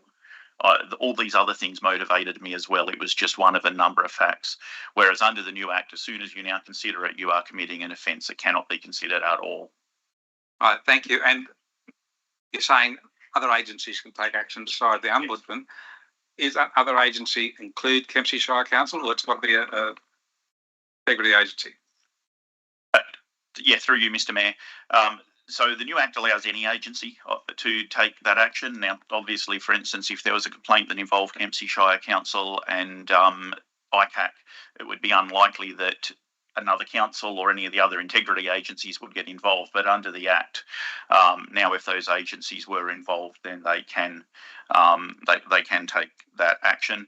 Certainly one of the questions that we asked last time we had a session with the Ombudsman, I think one of the things that's strengthened here is the requirements for other agencies now to engage us if one of our officials makes a PID to them. So previously, under the old Act, generally if a PID was made to another agency, that would never be disclosed to us. But given the operation of the new Act, those agencies will necessarily need to engage with us to be able to put protections in place, because it's only us that can ultimately put the protections in place. So under the old Act, there was a scenario where there could be a whistleblower, so to speak, in this organisation that nobody in this organisation was aware of, and therefore nobody could protect. That's less likely to happen under the new legislation. Well, thank you very much. And just so that councillors know, I don't think there's enough strength in there to protect whistleblowers. I've read it. It's not going to protect the whistleblower, in my opinion. That's why I'll be voting against this motion. Councillor Saul. Thank you, Mr. Mayor. Just a very quick question. Point number 3 being an addition to Manager Thorogood, please, if I may. Does that affect or contravene any privacy laws? Mr. Thorogood. Through you, Mr. Mayor, no, I can't see that it would. Thank you for that. If there's no further debate, I'd ask Councillor Riddington to close debate if she wishes, and we will vote on it and possibly go somewhere. Thank you very much, Mr. Mayor. I do think that this is a much better Act than the Act we had prior. I do take your point that you probably consider that the protections aren't nearly as strong as they should be. However, this is what we got to have, and it's the 1st of October that it's got to be done. So I commend this motion, and especially thank you to Councillor Bain for the amendment, to my fellow councillors. Thank you very much. Thank you, Councillor Riddington. I'll put the motion. Is there any dissent? And there's only one. Thank you. I declare it carried. And as the time is getting close to a break, I need a motion to continue the meeting after 1 p.m. Do we have a mover that regard? If it doesn't, we will stop. Councillor Butterfield is moving. We proceed past 1.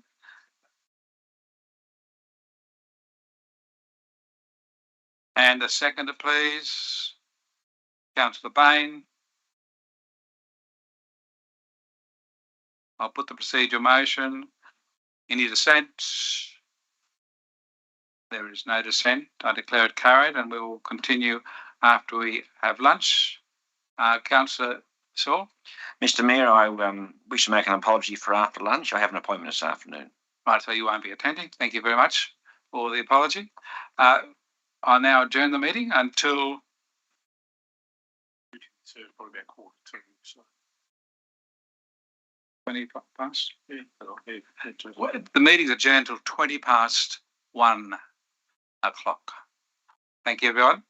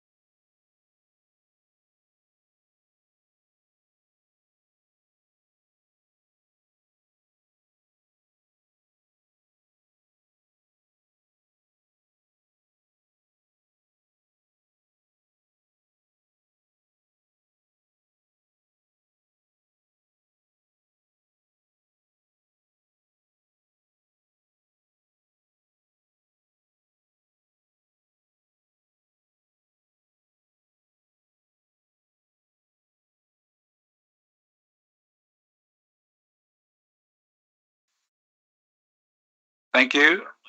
Our first item of business is 11.1, a notice of motion from Councillor Bain on dementia awareness. And hopefully Councillor Bain will be here with us soon. Oh, he is. Thank you, Councillor Bain. Page 47. Thank you. I'd like to move I've had some discussion with the General Manager about maybe a lack of clarity in some of the language.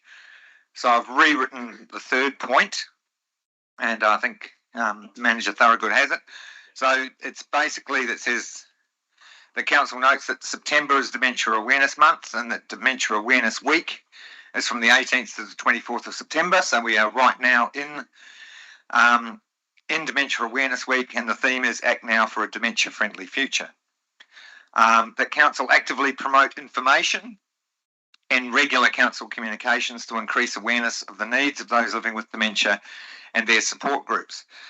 And similarly to a previous motion I put about the information, that doesn't mean we need to create information, it just means that we can put in links and share it. And for the third point, which is the one I've amended, is for a 6-month period to allow access to council meeting facilities and copying facilities for up to 50 copies per month available for stakeholders to meet to identify the kinds of local support needed. And this just gives like a dementia awareness committee an opportunity to form. Councillor Bain. Oh, sorry, I'm speaking to it now, aren't I? Sorry. So just move it. So I'm moving that motion, which and then you speak. Thank which you. is on now on the board. Thank you. A seconder for the motion, please, Councillor Riddington. Thank you. Councillor Bain, would you like to speak to your motion? Yes, thank you. Thank you, Mr. Mayor. First, this came up for me when a young man who's in his early 30s, who I knew from working together in the RFS, approached me after a community function, and he has CTE, which is a early onset dementia caused by multiple concussions due to sporting, being involved in sport.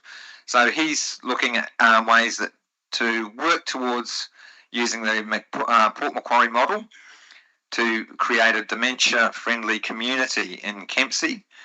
There's a lot of dementia's an umbrella term relating to a whole variety of, out from Alzheimer's to CTE to, there's a whole range of causes that cause dementing behaviour.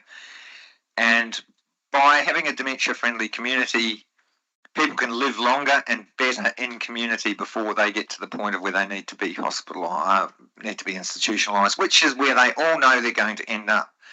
So I went to a meeting here in Kempsey, a forum held by the Port Macquarie Group, and that was really instructive.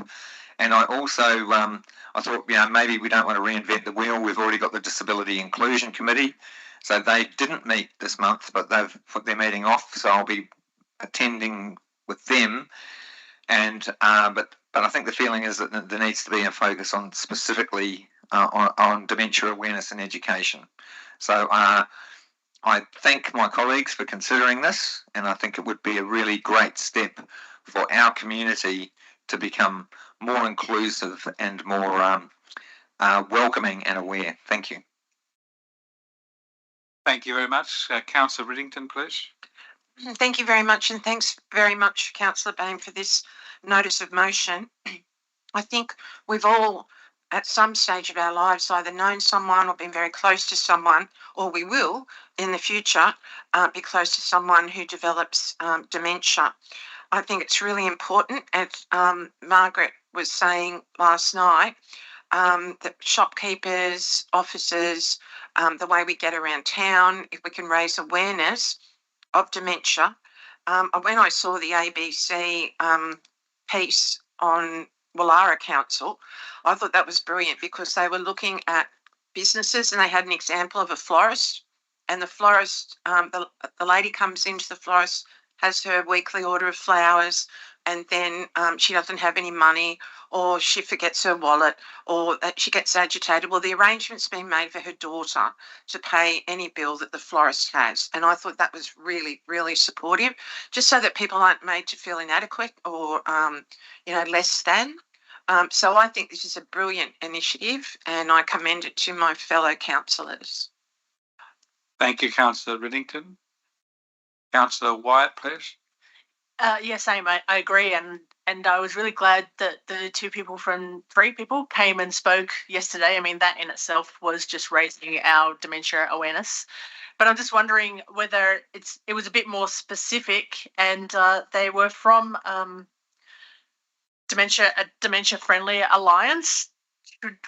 And so I always thought about adding an amendment somewhere in there that says that Kempsey works towards establishing a dementia-friendly alliance. So do you want to specifically mention those words? Because that's what they were talking about. That's what they were offering support about.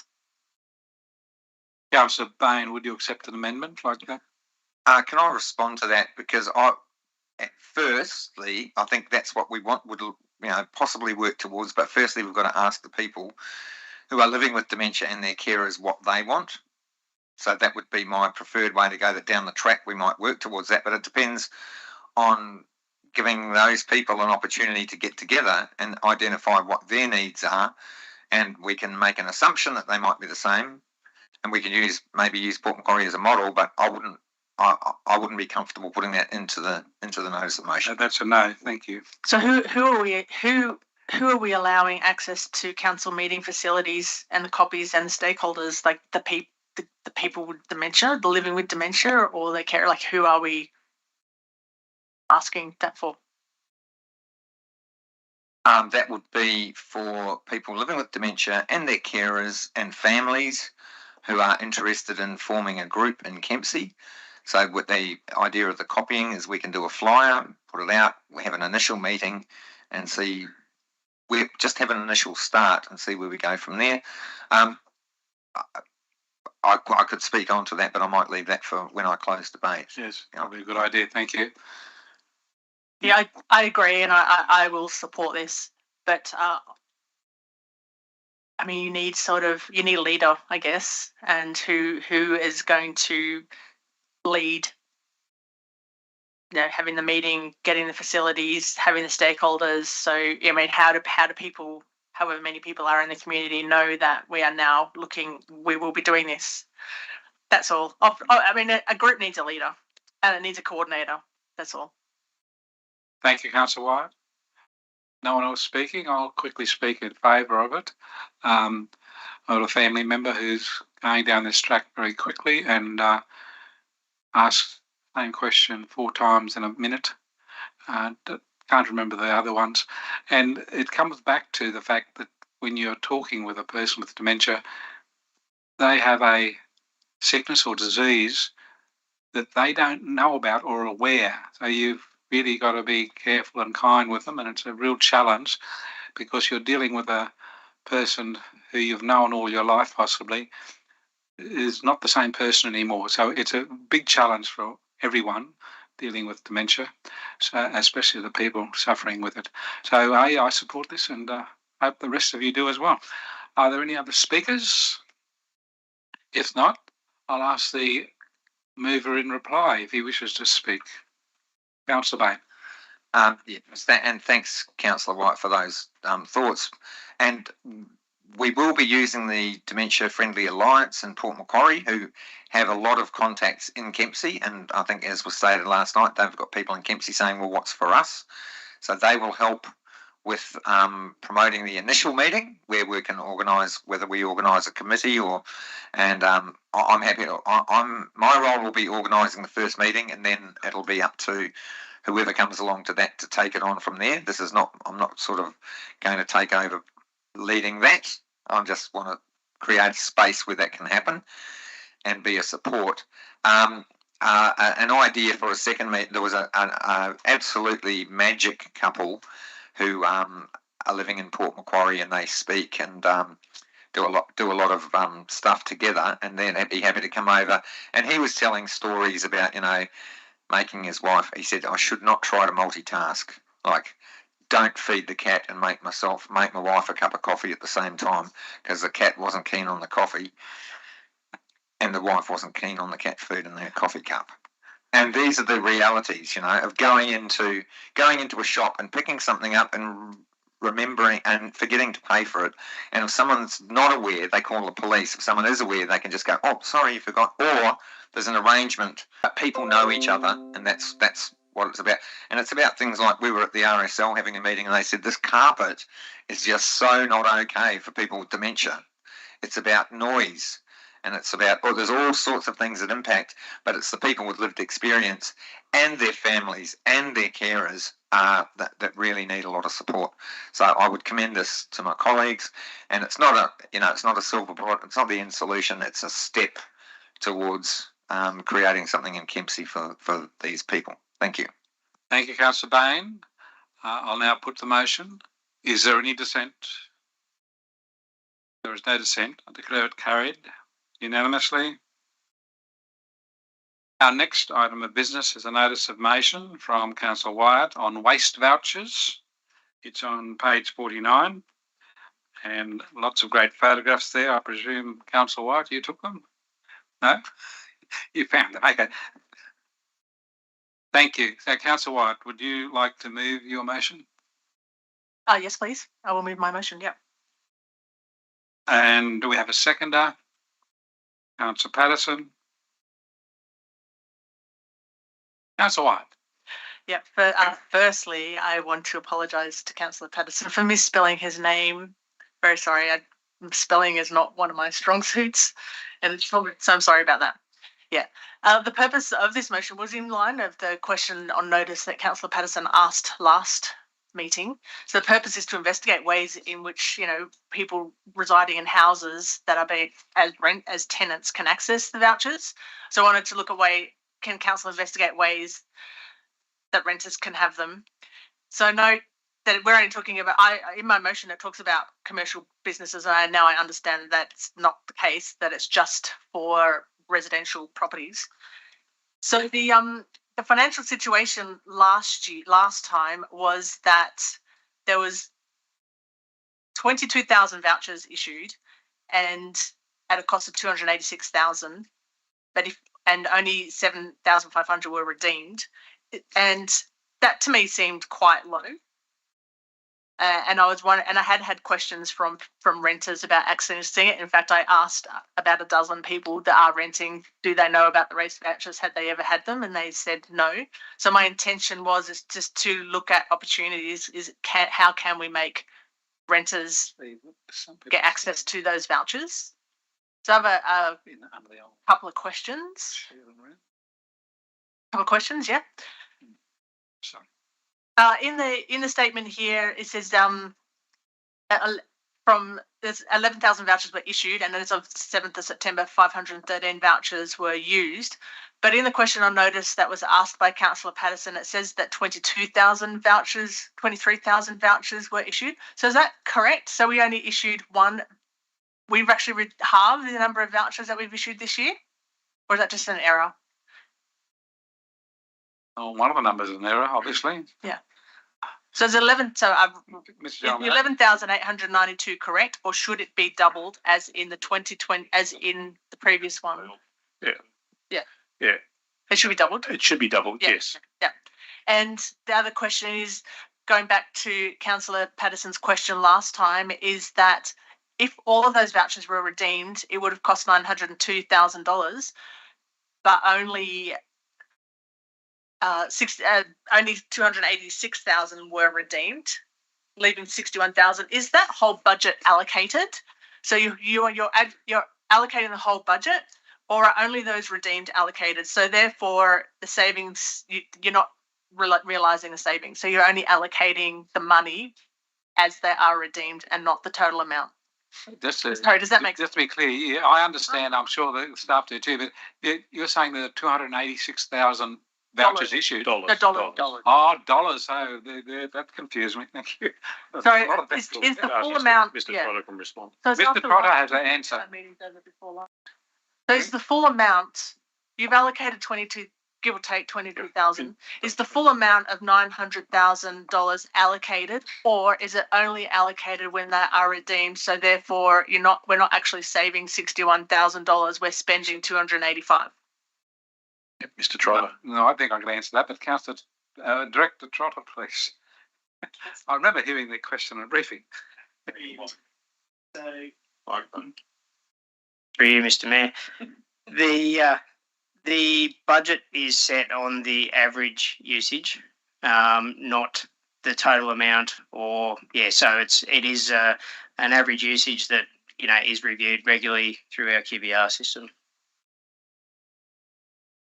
So the recommendations that I put up was number one, consider the effective methods of allocating a portion, not all of them, to people residing in houses where the rates are being levied, so not necessarily the rate holders, the rate payers.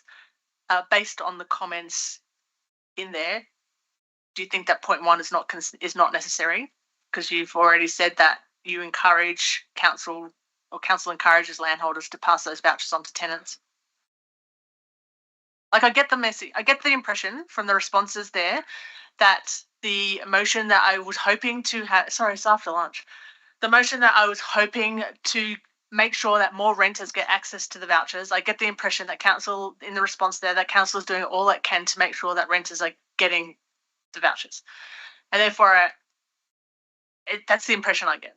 And that's the question I'm asking. So do you think that point one is no longer necessary because you already have considered the most effective methods of allocating a portion of rate vouchers for people living in rental properties by just asking real estate agents, who are in the top 5 of least trusted people, mind you, as our politicians. Excuse me, sorry, as our politicians. That's out of order. I know, but we are too. Mr. Trotter, would you attempt to answer that, please? Yeah, through you, Mr. Mayor.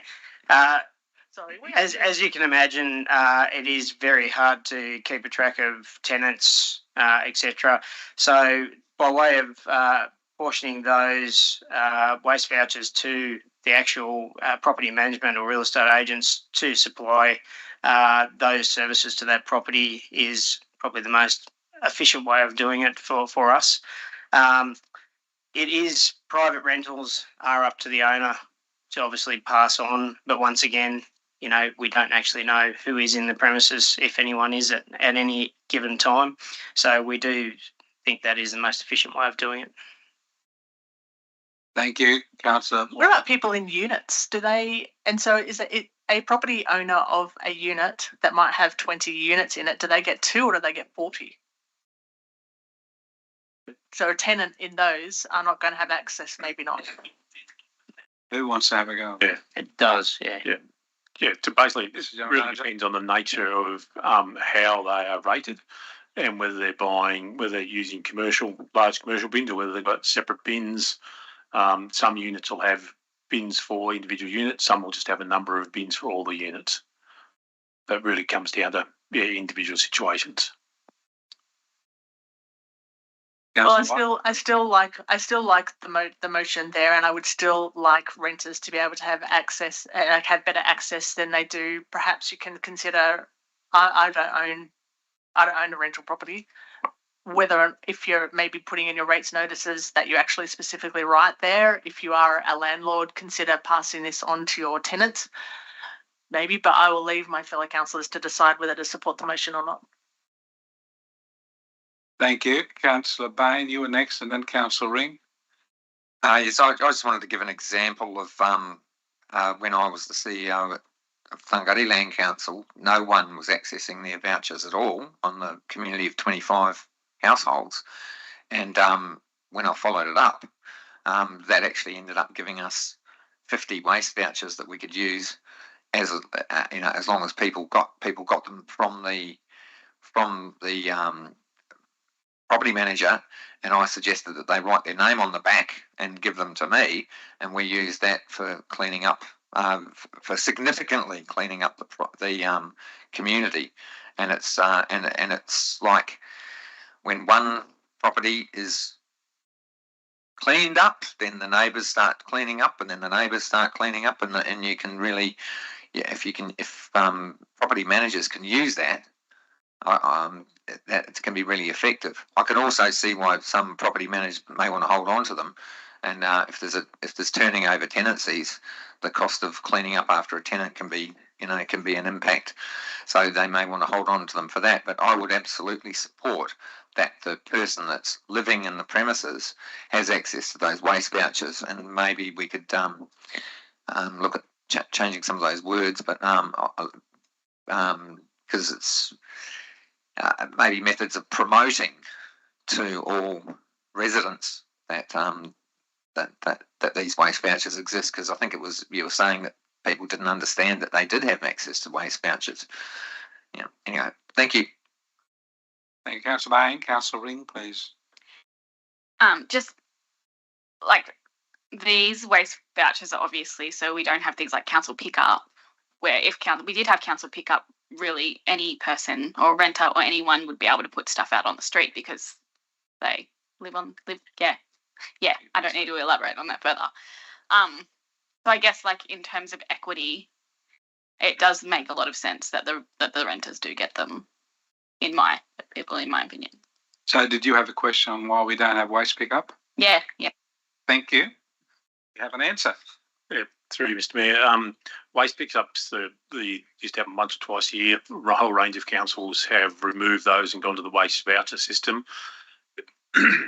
There are some fairly significant issues with the old waste pickup system in terms of the amount of people put out. It's supposed to be 1 cubic metres. Often it's a lot more than that. It requires a lot of manual labour to actually pick that up. There's WHS risks associated with that, the nature of that work. I've actually seen a situation where the waste pickup, people start putting it out instead of the week it's supposed to happen, like 2 or 3 weeks before. And when you're a tourist destination, imagine something like Crescent Head when you've got the Mao Classic on and the waste pickups, happening, the week before or something, and people are starting to put stuff out. It does have an impact on just the way the streets look. They do clutter the streets and become a risk for pedestrians. The benefit of them, in one sense, is that people will go around and pick stuff up and do a lot of recycling themselves. That's one of the benefits of it. But that, compared to the other risks, is why most places have actually gone to the waste voucher system. Thank you, Mr. General Manager. Councillor Butterfield, please. Yeah, thank you, Mr. Mayor. I've got a couple of questions, but also might sort of give a bit of light to where some of these vouchers do and do not go. I do a fair bit of work for real estates and holiday accommodation and different things. And I do know with one of the real estates that I do work for, they actually basically ran out of vouchers towards the end of that financial year. So they are giving them out to the customers and or contractors like myself that were doing work for their properties, which leads me on to, and so the holiday accommodation, they actually had quite a few, probably hundreds left over with theirs, maybe because it's only temporary accommodation, so you don't get that waste or build up of stuff where you do with an actual rental. As far as the vouchers going for this year, I was actually spoken to one of the workers at the waste management and was actually told that contractors were no longer to get vouchers from real estates and businesses like that for that work. Nobody has stopped me as yet, but that was a discussion that I had, and I thought that was quite weird because I do a lot of work for elderly people and obviously real estates, which need somebody to do the work for them. So is that the case or not? Mr. Trotter, please. Yeah, through you, Mr. Mayor. That's actually incorrect. Basically, the properties do have the address on them, the new vouchers, which you would have seen. They are to be used for that property. Yep. But, you can redeem them for an elderly person or the owner of that property if you're undertaking services for them. Yeah, because a lot of the elderly have actually said, I can't give you these vouchers. And I said, well, I'm doing work for you, your property. I said, I should be able to. So that was one of the things. What was the other one? I get one other thing. Yeah, I'll provide some more education for the Waste Management Centre staff. Yeah. Nobody stopped me, but that was something that was actually said previous to them rolled over into 23, 24. So no, that's it. Thanks. Thank you, Councillor Butterfield. If there's no further debate, Councillor Patterson, please. Yeah, thank you. I just got a few questions. This might be a bit of an old one, but through to the General Manager or Mr. Trotter, why did we start giving vouchers? Yeah, through you, Mr. Mayor. Neither Mr. Trotter or I were here when council did start doing vouchers. I would make the assumption that it was an assessment and the detailed business case would have been undertaken to work through what was the best way of actually getting stuff to the community where they can actually access the waste facilities. But without going back historically, I couldn't give you a 100% certain answer. Yeah, so that's what I think, that the waste vouchers, they happened before I was on council, believe it or not, that the ideal of council is to get the waste to the transfer station rather than on the side of the roads, like out at Spooners Avenue where I live, people dumping mattresses, TVs, wheels because it costs to go to the tip.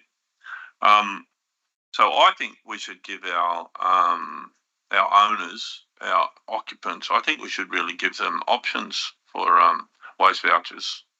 I reckon, like I've got a number of properties and we probably get more than a dozen vouchers, and it's only for the fact that I don't go through real estate agents that the vouchers come to me. So that is the question. One of my first questions, actually. Who deems who the voucher should go to when a tenant, like when an owner owns a property, say in South West Rocks, and they might go to Elders or whatever at South West Rocks, who deems that it should go to them and not to the owner? General Manager. Through Mr. Mayor, the way the system works is that with rental properties, whoever is down as the landlord, the vouchers would go to the landlord. So whether that's if I'm the landlord personally, and it's my address as the landlord, it would come to me. If I've actually said Elders is actually managing that property on my behalf and it has their address, it would go to them. So it's actually a choice of the owner.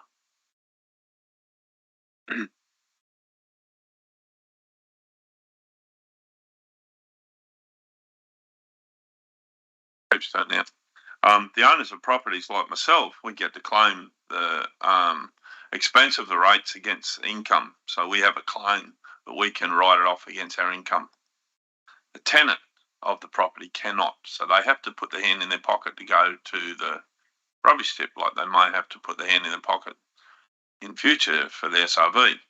So I would think that I would like council to work and as part of Councillor White's notice of motion, is to work out of different options that we can get the waste to the transfer station vis-a-vis working with the owners, the tenants, the real estate agents, because I don't think it's happening. I know that there's people that own properties that don't live here that would have a rental paid into their account each week, like properties that I have, just go in their account. So in this notice of motion, I believe, and I don't really want to put words in Councillor White's but possible recommendations is that we need to work as council to get people using our waste transfer station for waste. We don't want it on the side of the roads. We don't want it, the great pictures in the bush. We don't want it just scattered wherever. And it shouldn't be access only to those who have a bit of money in their pocket to go to the transfer station if they're renting. You know, they might be on not so good times, but like Councillor Butterfield said, he's doing the work for the disabled people, for the older people. You know, so we should have, I think, a bit of education possibly, or a bit of more possibilities of how we can get these utilised. Like, we're only using not even 30%. Well, why don't we put a benchmark for ourselves and let's see if we can get it to 40 or 50% by next year. I mean, you know, so progressively we want to clean up our town, and that brings me, to another thing, that we haven't had clean town promotions. We haven't had clean street promotions. We haven't had things like that going on for years. I think it's time. Thanks. Thank you, Councillor Patterson. Mr. General Manager. Yeah, just I need to make a couple of comments about that. Just in that last point, having priorities in terms of tidy street, that's totally up to the councillors as you develop the DPOP. It obviously hasn't been a priority for the councillors. Tenants are actually able to contact their landlords to actually request those vouchers. We could certainly potentially do some media on that in terms of promoting that a little bit more across the organisation. I would be very hesitant about trying to increase the number of people using it, mainly because what you'll be doing is actually filling in a very, very expensive hole a lot quicker than what we need to, which is actually going to increase the cost of the ratepayers. At the moment, like I said, there's about a third of them being used.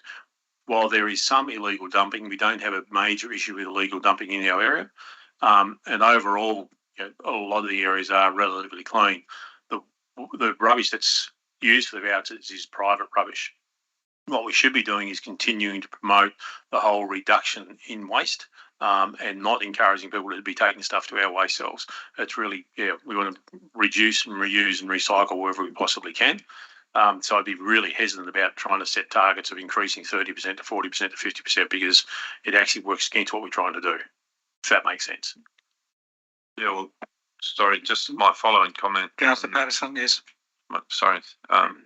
My following comment from that would be that we need to work with the community to utilise their bins, utilise their recycling bins, etc. And there is, and we spoke about it, I think we spoke about it before about the possibility of curbside. That was Councillor Ring about curbside collections. There's certain things that you can't fit in your bin. And if there was, I don't know, if there was a contact number the council had that, so I'm Mrs. Jones here, I've got these large items, I can't fit in the bin, and I've got some waste vouchers. Is there any way we can work towards this? But I see a lot of other councils. I mean, the general manager has stated that there's not that many people councils doing it anymore, but I do believe that there is with a curbside pickup. Let's just say if it was once a year, and remembering us looking at a special rate variation, I'd like to see a little bit of a sweetener in there for our community. Councillor Patterson, you just question what the general manager said. He's got lots more evidence than you. You can't hear me? Yes, yeah.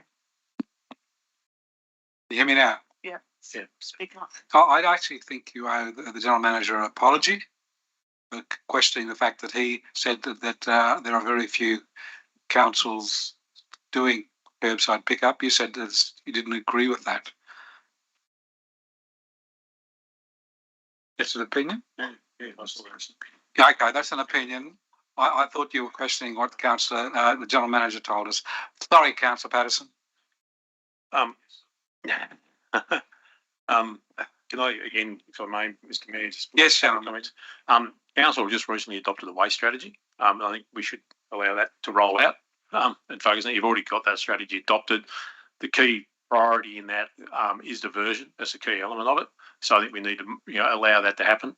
We also work with Mid-Waste, and they do more of the education side of things, and they're going through a bit of a restructure on that at the moment. I think we work with them closely on education in a few areas. There's the general waste diversion, waste, the normal recycle, reduce and reuse message, but we can also use them in terms of helping us get that message out to the tenants of places, in relation to going to their landlords to get those vouchers and those sorts of things. So I think there's a couple of different ways we can actually structure some of the comms going forward, and working with Mid-Waste in particular. They have a budget for education, so they can actually do that on our behalf. We're actually a member of them. Thank you, Mr. General Manager. Councillor Bain.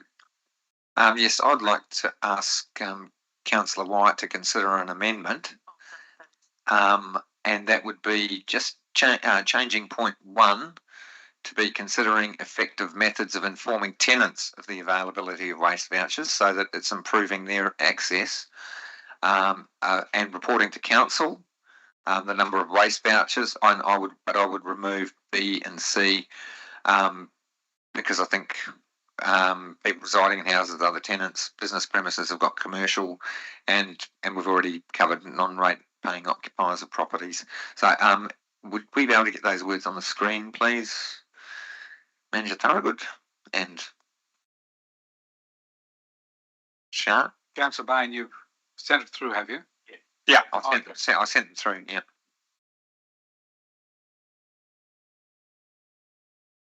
Not on his amendment, Councillor Wyatt.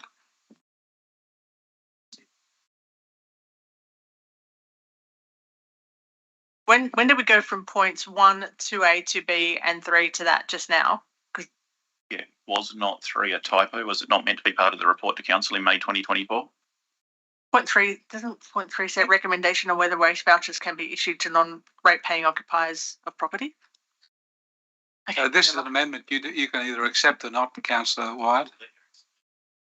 C. It's, yeah. It's 2C. Okay, right, yeah. Yeah, sure. Yep, okay. So it's 2C on the change. So that's the proposed amendment from Councillor Bain. Councillor Wyatt, I'm thinking. I'm thinking. I'm just having a look and I'm having a think. Oh, okay. Yeah. Yes, I accept that. You accept the amendment. And it's now the motion. But I would like to ask a few more questions or raise a couple of points in relation to what Councillor Patterson said. Yep, you go ahead. Not only you're not speaking to it, you can ask questions. Okay, so the photos in there, they came from the EPA report, and I can't remember if it was in 2008 or 2014. But in my other role, my paid role, there is quite a length. There's quite a detailed strategy, and I'm not, as I said, not sure if it was 28 or 2014 about how to minimise environmental damage caused by waste. So that's where some of those photos come from, and perhaps we're not seeing the rubbish dumped in council managed lands, but let me tell you that we are certainly seeing it in state forests and national parks and private property. Like, I don't live that far. I mean, I've had 2 truckloads of rubbish dumped on my property. So is this a question? And so, yeah, rubbish dumping is a massive problem, and I just completely agree with Councillor Patterson's comments about, trying to get it out of the bush and people's properties into the tip, and providing access for renters as a way to do. Yeah. So is that a question? No. Were you closing debate? Is it? I didn't ask for closing debate yet. Sorry, Councillor. So I took the motion and I've closed debate. That's it. Let's vote on it. No, you can't decide that it's closed. You're not the chair of the meeting. I needed to know that you were speaking in closing debate. Sorry, Councillor White. We will find out if you are closing debate by asking the obvious question. Did anyone else wish to speak? No one wishes to speak, Councillor White. You have closed debate and now you can close debate. My understanding is that as the last speaker, that I had the opportunity to close debate. So yes, close debate twice. No, just to clarify, you wanted to ask a question and then I ruled you are allowed to ask a question. So, Councillor Patterson?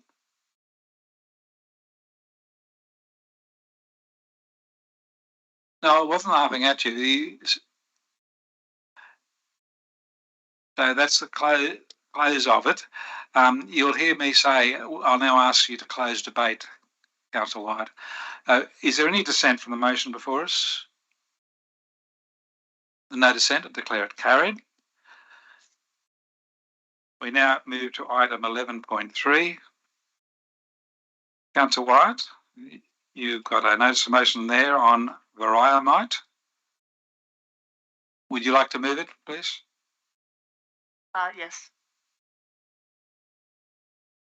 Do we have a seconder? Councillor Riddington, Councillor White. Well, I can see, I mean, you can read it. Hopefully you've read it there, but essentially I went to a public meeting a couple of weeks ago with the Department of Planning and Environment around about the 4th of September when this was first when VARRROA MITE was first discovered. I was really alarmed that this is a really black and white issue. If your hives are in the red zone, they were to be euthanized. There was no ifs or buts. It was bang, this is what's going to happen. That was the result. And also that processing plants and equipment that are in that red zone could not be used. So if you had hives in the purple zone or in the blue zones around the rest of New South Wales, the viability of those hives was also affected. The other thing that was alarming was that no hives can be put back in here for a minimum of 3 years. So they haven't decided yet. So it could be 10. And that's just the collapse of an industry, the apiary industry in Kempsey Shire. And the apiary industry is often family businesses and it's often intergenerational. So I started paying attention to the media and to Facebook posts, and I I had some conversations with people. I even contacted the DPI to see if I could be part of that incident management process, because I was that alarmed and heartbroken for these people about having to destroy their hives. So my motion is about accessing real financial support, and I did an interview on the radio about this morning as well. You know, we have disaster recovery programs for fire, flood and drought, and biosecurity should be of the same. And I feel if this was a sheep or a cattle industry, there would be far more support around. I mean, bees are absolutely vital for our food security, and the industry that's being affected is it's obviously honey and pollination. These families have effectively been retrenched from their jobs today. They don't get a transition. It's bang today, you're done. Some of us, if we lose our jobs, we have access to pay and leave entitlements. We have access to retraining. In the coal and the timber industry, for example, which is transitioning to another industry, they will also have access to retraining programs. Our affected apiarists cannot use their employability for skills for the next 3 years, at least. I'm also concerned about the long-term recovery. So when they do decide whether it's 3 or 5 years, what does that look like? How is that genetic breeding to get those queen bees? How do you go from nothing to however many bees you have? So what does that recovery look like, and what is the government doing in that space? The other thing that would alarm me was consistent application of the rules. And finally, the compensation. So in those attachments there's the compensation. So for recreational beekeepers, it's pretty straightforward. But for the commercial ones, it's not. And it is looking at a 10% of value of their business. So there's cases down in Newcastle where they got $30,000 and their business is worth $300,000. Our families here, our families here, they have no income as of now when their hires have been lost. They may be able to get $30,000, but that does not pay for their mortgage, does not put food on their table. These people need real and tangible financial assistance now, and I'm just calling on us to advocate that compensation is real, tangible, and appropriate. And I can see that, and I'm totally thank you, council staff, for doing all of that and responding to that. I think there was council staff at the meeting as well.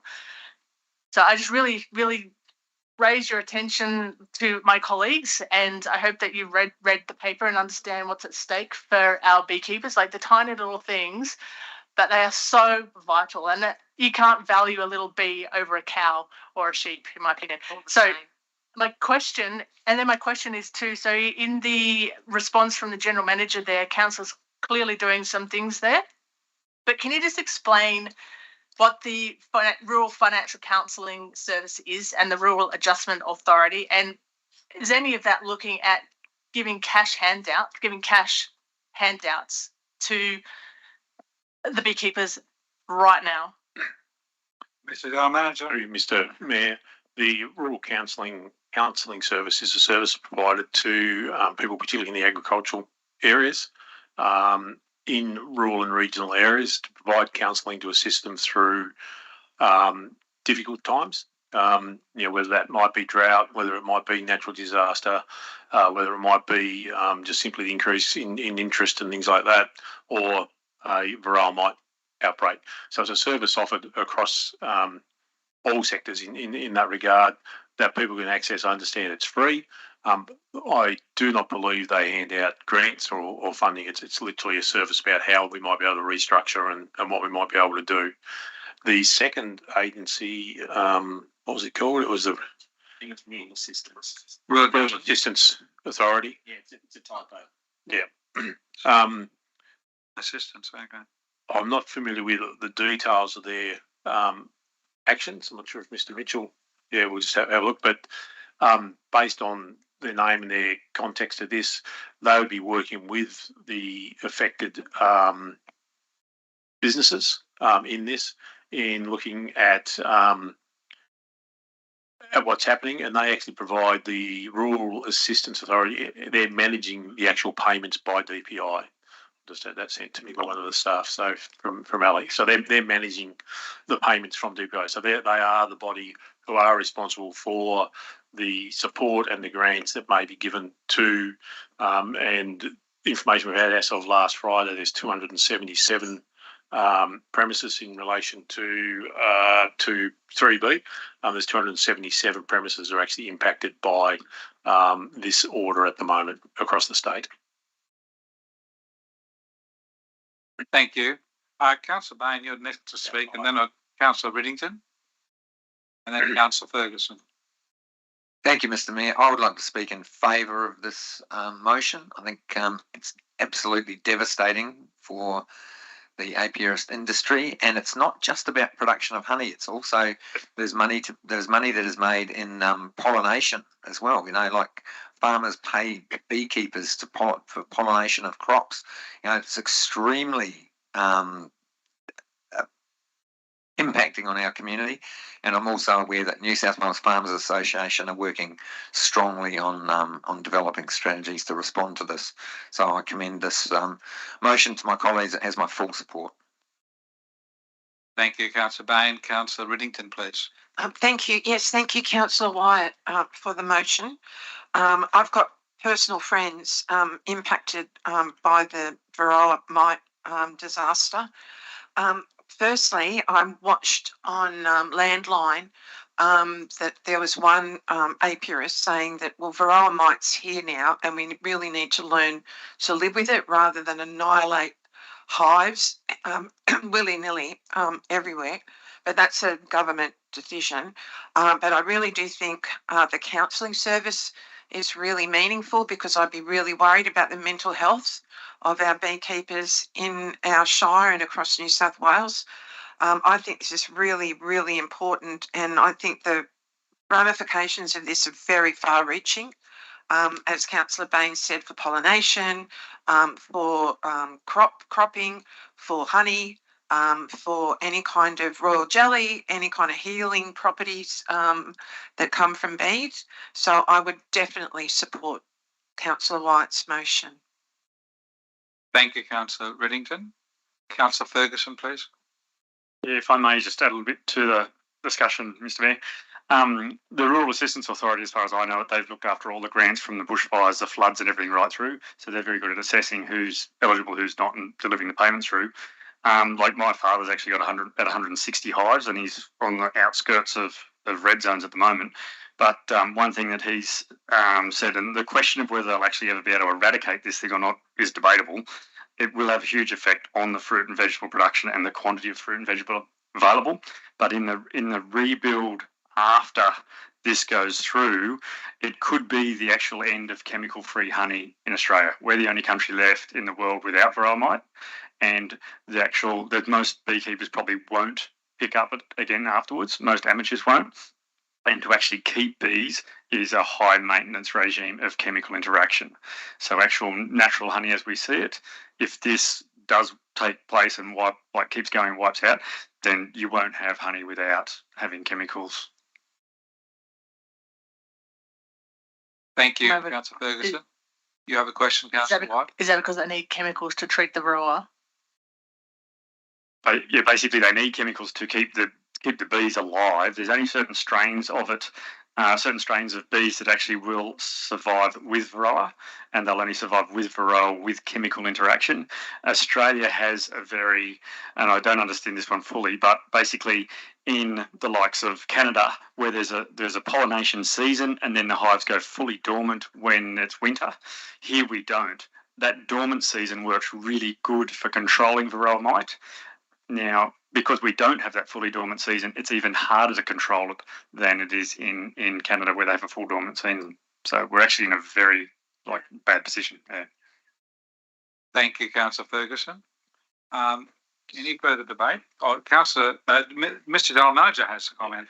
Yeah, through Mr. Mayor, I guess the comment I'd like to make is that certainly from a council staffing point of view, once we heard about this and once we knew it was coming into our area or coming to our area, we made the decision to divert some of our staff, and a big thanks to Ali Briggs, who is in our economic development area. Ali's been the one that's really led this for us and has been working very closely. They've got a drop-in day coming up that we've just started promoting. We're already getting RSVPs to, and she'll continue to advocate very strongly. We appreciate, while we don't understand the full impact this has, we do appreciate that this is literally destroying businesses, people's livelihoods as it's going on, and hence why we have actually diverted some of the resources to actually deal with this from an economic development point of view.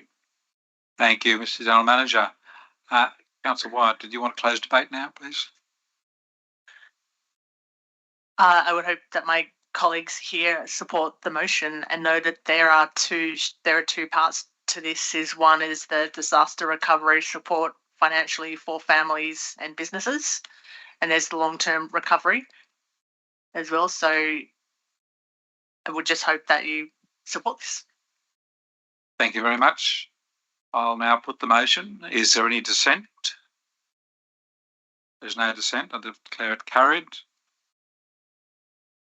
Final item is a delegates report on page 59, 11.5, report on Country Mayors Association of New South Wales meeting, and a meeting with Honourable Rose Jackson, MLC. I move that the Council receives and notes the information in the report. I need a seconder. Councillor Bain, thank you. Very quickly speaking to my report, the Country Mayors Association has a very active, over the last 2 years, new executive. They're attracting more country mayors to join. I think they're getting close to 90% of the country mayors have now joined with their councils.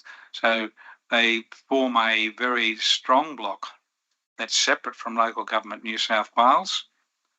And it's progressing extremely well. And we have on our books the fact that in my previous report, the country mayors have asked for places outside of Sydney, where they normally meet, to come to the country. And the decision was made that there'll be 2 places each year in the country that they would come to visit and see the local shire settings and the issues that we or any council would have.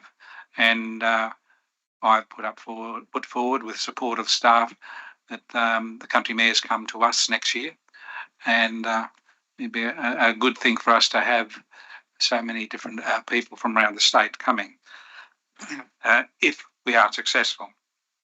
The 3 speakers at the conference I'd like to highlight, and a 4th local one, Director Trotter. I'll speak about him in a moment. Oh, he's ready to be embarrassed, possibly. The first speaker was the Minister for Climate Change, Minister for Energy, Minister for the Environment, and Minister for Heritage. He's wearing lots of hats. The Honourable Penny Sharp, member of the Legislative Council. She talked about the government's working to have legislation to reduce emissions to net zero by 2050. So that's a long way off. So they are proposing that to get there, they will have a net zero commission, and that is being set up with legislation.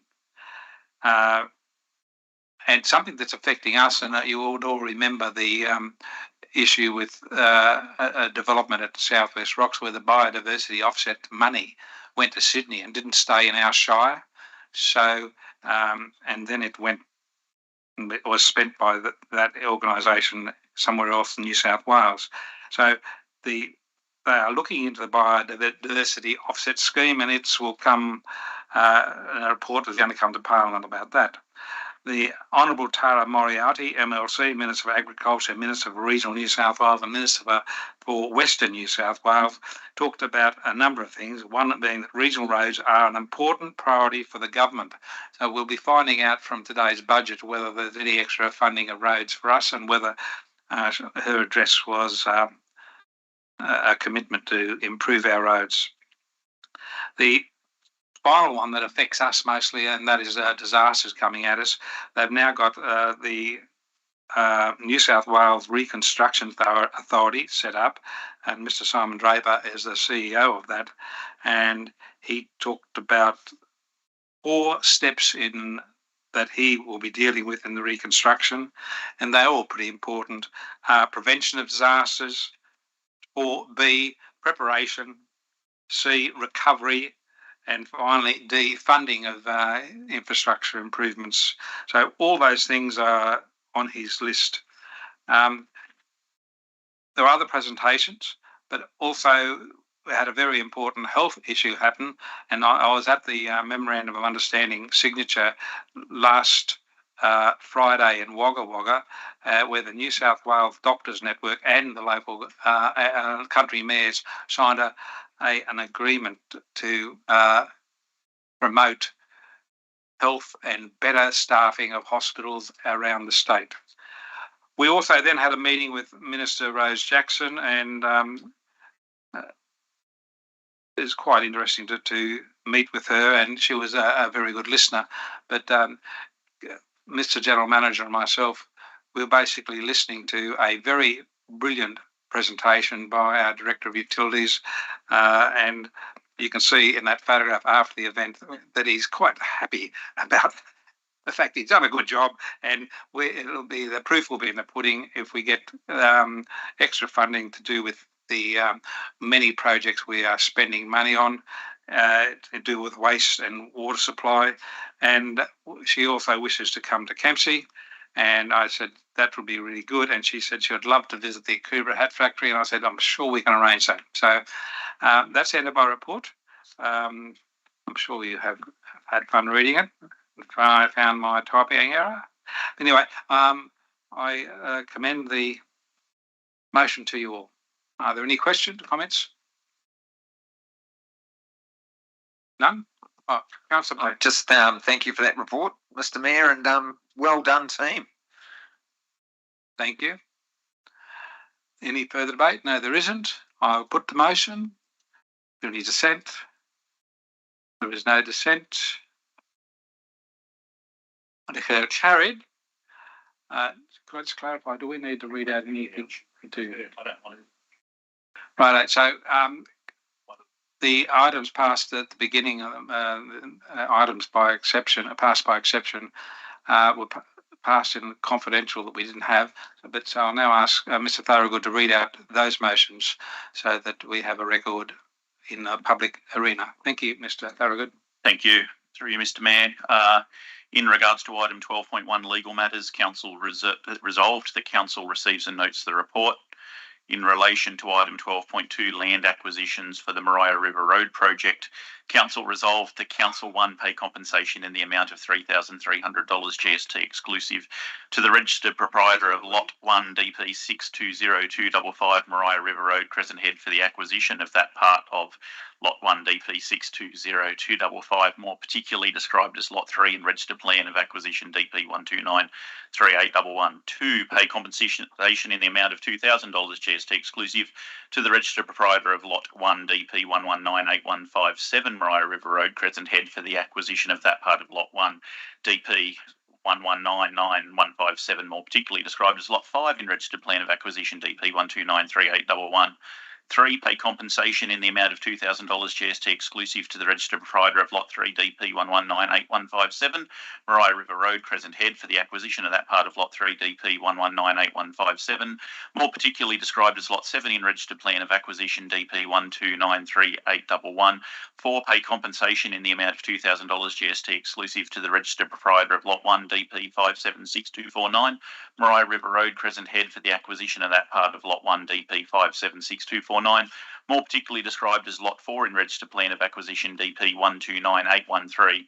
5, pay compensation in the amount of $2,000 GST exclusive to the registered proprietor of Lot 62 DP 75441 Maria River Road, Crescent Head, for the acquisition of that part of Lot 62 DP 75441, more particularly described as Lots 1 and 2 in registered plan of acquisition DP 1293897.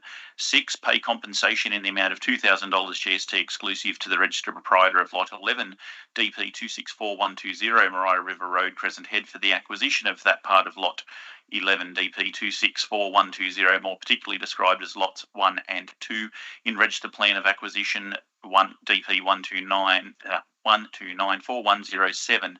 7, pay compensation in the amount of $2,000 GST exclusive to the registered proprietor of Lot 18 DP 790605 Maria River Road, Crescent Head, for the acquisition of that part of Lot 18 DP 790605, more particularly described as Lot 4 in registered plan of acquisition DP 12944107. 8, pay the legal and conveyancing costs reasonably incurred by the landowners as required by Section 59 of the Land Acquisition Just Terms Compensation Act 1991. 9, upon finalisation of the acquisition process, dedicate Lots 3, 5 and 7 in DP 1293811, Lot 4 in DP 129813, Lots 1 and 2. Lots 1 and 2 in DP 1293897 and Lots 1, 2 and 4 in DP 1294107 as public road pursuant to Section 10 of the Roads Act 1993. And 10, delegate authority to the General Manager to sign A, deeds of acquisition, contracts of sale for the sale of land, B, Revenue New South Wales purchaser declaration forms, and C, letters to Revenue New South Wales seeking exemption from the payment of stamp duty on the acquisition of Lots 3, 5 and 7 in DP 1293811, Lot 4 in DP 1293813, Lots 1 and 2 in DP 1293897, and Lots 1, 2 and 4 in DP 1294107. Thank you, Mr. Thorogood. Would you like to repeat that? As there's no further business, I declare our meeting closed, and I wish our General Manager safe travels.